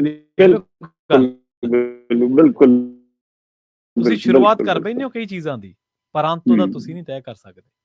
ਸੋ ਦੇਖਦੇ ਆ ਜਿਨ੍ਹਾਂ ਨੇ ਬੋਰੀਆਂ ਚੁਕਾਈਆਂ, ਜਿਵੇਂ ਤੁਸੀਂ ਕਿਹਾ ਕਿ ਜਿਨ੍ਹਾਂ ਨੇ ਬੋਰੀਆਂ ਚੁਕਾਈਆਂ ਉਹਨਾਂ ਨੂੰ ਕੀ ਸਜ਼ਾ ਲੱਗਦੀ ਹੈ। 2 ਦਸੰਬਰ ਦਾ ਖੌਫ ਸਾਰਿਆਂ ਨੂੰ ਹੀ ਹੈ। ਜਾਂਦਿਆਂ ਦੀ ਗੱਲ ਕਰੀਏ 4 ਜ਼ਿਮਨੀ ਚੋਣ ਨਤੀਜਿਆਂ ਦੇ ਬਾਰੇ, ਕਹਿੰਦੇ 30 ਉਮੀਦਵਾਰ ਇਹਨਾਂ ਚੋਣਾਂ ਦੇ ਦੌਰਾਨ ਨੋਟਾਂ ਤੋਂ ਵੀ ਹਾਰ ਗਏ ਜੀ। ਨੋਟਾਂ ਨੂੰ ਲੋਕਾਂ ਨੇ ਜ਼ਿਆਦਾ ਵੋਟਾਂ ਪਾਈਆਂ, ਇਹਨਾਂ ਉਮੀਦਵਾਰਾਂ ਨੂੰ ਨਹੀਂ ਪਾਈਆਂ। ਪ੍ਰਵੀਨ ਜੀ 4 ਜ਼ਿਮਨੀ ਚੋਣਾਂ ਲਈ 45 ਉਮੀਦਵਾਰ ਮੈਦਾਨ 'ਚ ਸੀ ਜੀ, 45 ਚੋਂ 30 ਨੂੰ ਨੋਟਾਂ ਤੋਂ ਵੀ ਘੱਟ ਵੋਟਾਂ ਪਈਆਂ ਜੀ। 4 ਹਲਕਿਆਂ ਦੇ ਵਿੱਚ ਤਕੋਣੇ ਮੁਕਾਬਲੇ ਸਿੱਧੇ ਸੀ ਹਰ ਸੀਟ ਤੇ। ਆਮ ਆਦਮੀ ਪਾਰਟੀ ਸੱਤਾਧਾਰੀ ਧਿਰ ਤੇ ਭਾਜਪਾ, ਅਕਾਲੀ ਦਲ ਇਸ ਵਾਰ ਮੈਦਾਨ 'ਚ ਨਹੀਂ ਸੀ। 3 ਉਮੀਦਵਾਰ ਤਾਂ ਸਿੱਧੇ ਮੁਕਾਬਲੇ 'ਚ ਸੀ ਨਾ, ਤੇ ਜੇ ਬਰਨਾਲੇ ਦੇ ਹਿਸਾਬ ਨਾਲ ਦੇਖੀਏ ਤਾਂ 62, ਤਿੰਨਾਂ ਦੇ ਹਿਸਾਬ ਨਾਲ 12 ਇੱਕ ਹੋ ਗਏ ਤੇ 13ਵਾਂ 62 ਹੋ ਗਿਆ, 13 ਹੋ ਗਏ। ਤੇ ਨੋਟਾਂ ਤੋਂ ਉੱਪਰ ਗਏ ਕਿੰਨੇ ਆ? 15, 2 ਹੋਰ ਜਣੇ ਗਏ ਆ, ਮਤਲਬ 30 ਉਮੀਦਵਾਰ ਨੋਟਾਂ ਤੋਂ ਹਾਰੇ। ਤੇ ਤੁਸੀਂ ਹੈਰਾਨ ਹੋਵੋਗੇ ਨਾ, 30 ਚੋਂ 28 ਉਮੀਦਵਾਰ ਅਜਿਹੇ ਸੀ ਨੋਟਾਂ ਤੋਂ ਹਾਰਨ ਵਾਲੇ ਜਿਹੜੇ 500 ਵੋਟ ਵੀ ਨਹੀਂ ਲਿਜਾ ਸਕੇ। ਜੇ ਮੈਂ ਹਲਕਾ ਬਾਈ ਜਾਵਾਂ ਤਾਂ ਹਲਕਾ ਬਾਈ ਸਭ ਤੋਂ ਘੱਟ ਵੋਟ ਨੋਟਾਂ ਨੂੰ ਡੇਰਾ ਬਾਬਾ ਨਾਨਕ 'ਚ ਪਈ ਹੈ, 85 ਵੋਟਾਂ ਪਈਆਂ। ਤੇ ਡੇਰਾ ਬਾਬਾ ਨਾਨਕ ਦੇ ਵਿੱਚ ਤੁਸੀਂ ਇੱਥੋਂ ਅੰਦਾਜ਼ਾ ਲਾ ਲਓ ਕਿ 85 ਵੋਟਾਂ ਦੇ ਵਿੱਚੋਂ ਉੱਥੇ 11 ਉਮੀਦਵਾਰ ਮੈਦਾਨ 'ਚ ਸੀ ਡੇਰਾ ਬਾਬਾ ਨਾਨਕ 'ਚ, ਤੇ ਇੱਥੋਂ ਜੀ 7 ਉਮੀਦਵਾਰ 85 ਤੋਂ ਵੀ ਘੱਟ ਰਹੇ ਨੇ। 7 ਉਮੀਦਵਾਰ 85 ਵੋਟਾਂ ਵੀ ਨਹੀਂ ਲਿਜਾ ਸਕੇ। ਜੀ ਜੀ ਜੀ, ਇੱਥੋਂ ਅੰਦਾਜ਼ਾ ਲਾ ਸਕਦੇ ਹੋ ਕਿ ਹਾਲਤ ਕੀ ਹੋਊਗੀ। ਸੋ 7 ਉਮੀਦਵਾਰ ਨੋਟਾਂ ਤੋਂ ਵੀ ਪਛੜ ਗਏ। ਚਲੋ ਇਹ ਤੋਂ ਅੱਗੇ ਆ ਜਾਓ ਜੀ। ਇਸੇ ਤਰ੍ਹਾਂ ਗਿੱਦੜਬਾਹਾ ਦੇ ਵਿੱਚ ਸਭ ਤੋਂ ਵੱਧ ਵੋਟਾਂ ਨੋਟਾਂ ਨੂੰ ਪਈਆਂ, 899 ਵੋਟਾਂ ਪਈਆਂ ਨੇ, ਹੈਨਾ। ਤੇ 899 ਵੋਟਾਂ ਦੇ ਬਾਰੇ ਇੱਥੇ 14 ਉਮੀਦਵਾਰ ਸੀਗੇ, ਤੇ ਜਿਨ੍ਹਾਂ ਚੋਂ 11 ਉਮੀਦਵਾਰਾਂ ਨੂੰ ਨੋਟਾਂ ਤੋਂ ਵੀ ਘੱਟ ਪਈਆਂ, ਮਤਲਬ 3 ਉੱਪਰ ਗਏ ਨਾ। ਤਿੰਨੇ ਪਤਾ ਕਿ ਮਨਪ੍ਰੀਤ ਬਾਦਲ ਹੈ, ਡਿੰਪੀ ਢਿੱਲੋਂ ਤੇ ਅੰਮ੍ਰਿਤਾ ਬੜਿੰਗ, ਬਾਕੀ ਸਾਰੇ ਨੋਟਾਂ ਤੋਂ ਹਾਰ ਗਏ। ਇਸੇ ਤਰ੍ਹਾਂ ਬਰਨਾਲਾ ਦੇ ਵਿੱਚ 618 ਵੋਟਾਂ ਨੋਟਾਂ ਨੂੰ ਪਈਆਂ, ਤੇ ਬਰਨਾਲਾ 'ਚ ਵੀ 14 ਉਮੀਦਵਾਰ ਸੀ, ਤੇ ਇੱਥੇ 9 ਉਮੀਦਵਾਰ ਨੋਟਾਂ ਤੋਂ ਹਾਰ ਗਏ। ਸੋ ਇਹ ਅੰਦਾਜ਼ਾ ਲਾ ਲਓ। ਸੋ ਇਹ ਸਥਿਤੀ ਦੇ ਵਿੱਚ ਜਦੋਂ ਆਪਾਂ ਦੇਖਦੇ ਹਾਂ, ਇਸੇ ਤਰ੍ਹਾਂ ਚੱਬੇਵਾਲ ਦੇ ਵਿੱਚ 884 ਵੋਟ ਨੋਟਾਂ ਨੂੰ ਪਈ ਹੈ, ਤੇ ਚੱਬੇਵਾਲ ਦੇ ਵਿੱਚ ਕੁੱਲ 6 ਉਮੀਦਵਾਰ ਸੀ, 3 ਨੋਟਾਂ ਤੋਂ ਹਾਰ ਗਏ। ਤੇ 28 ਨੂੰ 500 ਤੋਂ ਵੀ ਘੱਟ ਪਈ ਆ। ਇਹਨਾਂ ਚੋਂ ਇਹੋ ਜਿਹੇ ਉਮੀਦਵਾਰ ਵੀ ਨੇ ਜਿਹੜੇ 100 ਤੋਂ ਵੀ ਥੱਲੇ ਰਹਿ ਗਏ, ਜਿਨ੍ਹਾਂ ਚੋਂ ਮਤਲਬ ਕਿ ਆਪਾਂ ਜਿਵੇਂ ਗੱਲ ਕਰਕੇ ਹਟੇ ਹਾਂ ਕਿ ਇਹ ਸਥਿਤੀ 'ਚ ਹੈ ਕਿ 100 ਵੋਟਾਂ ਵੀ ਨਹੀਂ ਪਲੱਸ। ਇਹ MLA ਦੀ ਚੋਣ ਹੈ, ਸਰਪੰਚੀ ਦੀ ਚੋਣ ਨਹੀਂ ਹੈ, ਪੰਚੀ ਦੀ ਚੋਣ ਨਹੀਂ ਹੈ। ਬਿਲਕੁਲ ਸਹੀ ਹੈ, ਬਿਲਕੁਲ ਸਹੀ ਹੈ। ਇਸ ਸਥਿਤੀ ਦੇ ਵਿੱਚ ਮਤਲਬ ਕਿ ਕੱਲ 3266 ਵੋਟਾਂ ਪਈਆਂ ਟੋਟਲ ਚਾਰੋਂ ਹਲਕਿਆਂ ਦੇ ਵਿੱਚ ਨੋਟਾਂ ਨੂੰ। ਠੀਕ ਹੈ ਜੀ। ਮਤਲਬ 3266 ਲੋਕ ਉਹ ਸੀ ਜਿਨ੍ਹਾਂ ਨੂੰ 45 ਦੇ 45 ਉਮੀਦਵਾਰ ਪਸੰਦ ਨਹੀਂ ਸੀ। ਜੀ ਜੀ। ਤੇ ਇਹਨਾਂ 45 ਚੋਂ 30 ਉਮੀਦਵਾਰ ਨੋਟਾਂ ਤੋਂ ਵੀ ਹਾਰ ਗਏ ਜਨਾਬ। ਜੀ ਸ਼ਰਮਾ ਜੀ, ਇਹਨਾਂ ਖਾਸ ਖਬਰਾਂ ਤੇ ਖਾਸ ਜਾਣਕਾਰੀਆਂ ਦੇ ਲਈ ਤੁਹਾਡਾ ਬਹੁਤ ਬਹੁਤ ਧੰਨਵਾਦ ਜੀ। ਬਹੁਤ ਸ਼ੁਕਰੀਆ ਜੀ। ਆਪਣੇ ਨਾਲ ਪ੍ਰੋਗਰਾਮ ਖਬਰ ਤੇ ਨਜ਼ਰ ਦੇ ਵਿੱਚ ਜੁੜੇ ਸਨ ਪੰਜਾਬ ਤੋਂ ਸੀਨੀਅਰ ਪੱਤਰਕਾਰ ਦੀਪਕ ਸ਼ਰਮਾ ਚਨਾਰਥਲ ਜੀ ਜਿਨ੍ਹਾਂ ਦੇ ਨਾਲ ਆਪਾਂ ਅਮਨ ਅਰੋੜਾ ਦੀ ਸ਼ੁਕਰਾਨਾ ਯਾਤਰਾ ਤੋਂ ਲੈ ਕੇ ਤੇ ਜ਼ਿਮਨੀ ਚੋਣ ਨਤੀਜਿਆਂ ਦੇ ਇੱਕ ਹੋਰ ਪਹਿਲੂ, ਇੱਕ ਹੋਰ ਵੰਨਗੀ ਦੇ ਬਾਰੇ ਚਰਚਾ ਕੀਤੀ ਹੈ, ਜਿਹੜੀ ਕਿ ਬੜੀ ਦਿਲਚਸਪ ਹੈ ਤੇ ਸਾਡੇ ਸਾਰਿਆਂ ਦੇ ਲਈ ਇਹ ਜਾਣਨਯੋਗ ਸਥਿਤੀ ਹੈ ਕਿ ਨਨ ਆਫ ਦੀ ਅਬਵ ਜਿਹੜਾ ਨੋਟਾ ਦਾ ਪੂਰਾ ਤਰਜਮਾ ਬਣਦਾ, ਜਿਹੜਾ ਪੂਰਾ ਉਹਦਾ ਮਾਇਨਾ ਬਣਦਾ, ਉਹਦੇ ਤੋਂ ਵੀ 30 ਉਮੀਦਵਾਰ ਜਿਹੜੇ ਨੇ ਉਹ ਜਨਤਾ ਦੀ ਪਸੰਦ ਤੋਂ ਹਾਰ ਗਏ ਨੇ ਜਾਂ ਉਹ ਜਨਤਾ ਦੀ ਪਸੰਦ ਨਹੀਂ ਬਣ ਸਕੇ। ਪ੍ਰੋਗਰਾਮ ਖਬਰ ਤੇ ਨਜ਼ਰ ਨੂੰ ਆਪਾਂ ਇੱਥੇ ਸਮਾਪਤ ਕਰਾਂਗੇ। ਤੁਹਾਡਾ ਸਾਰਿਆਂ ਦਾ ਬਹੁਤ ਧੰਨਵਾਦ। ਸਤਿ ਸ਼੍ਰੀ ਅਕਾਲ। ਜੁੜੇ ਰਹੋ ਪੰਜਾਬੀ ਰੇਡੀਓ USA ਦੇ ਨਾਲ।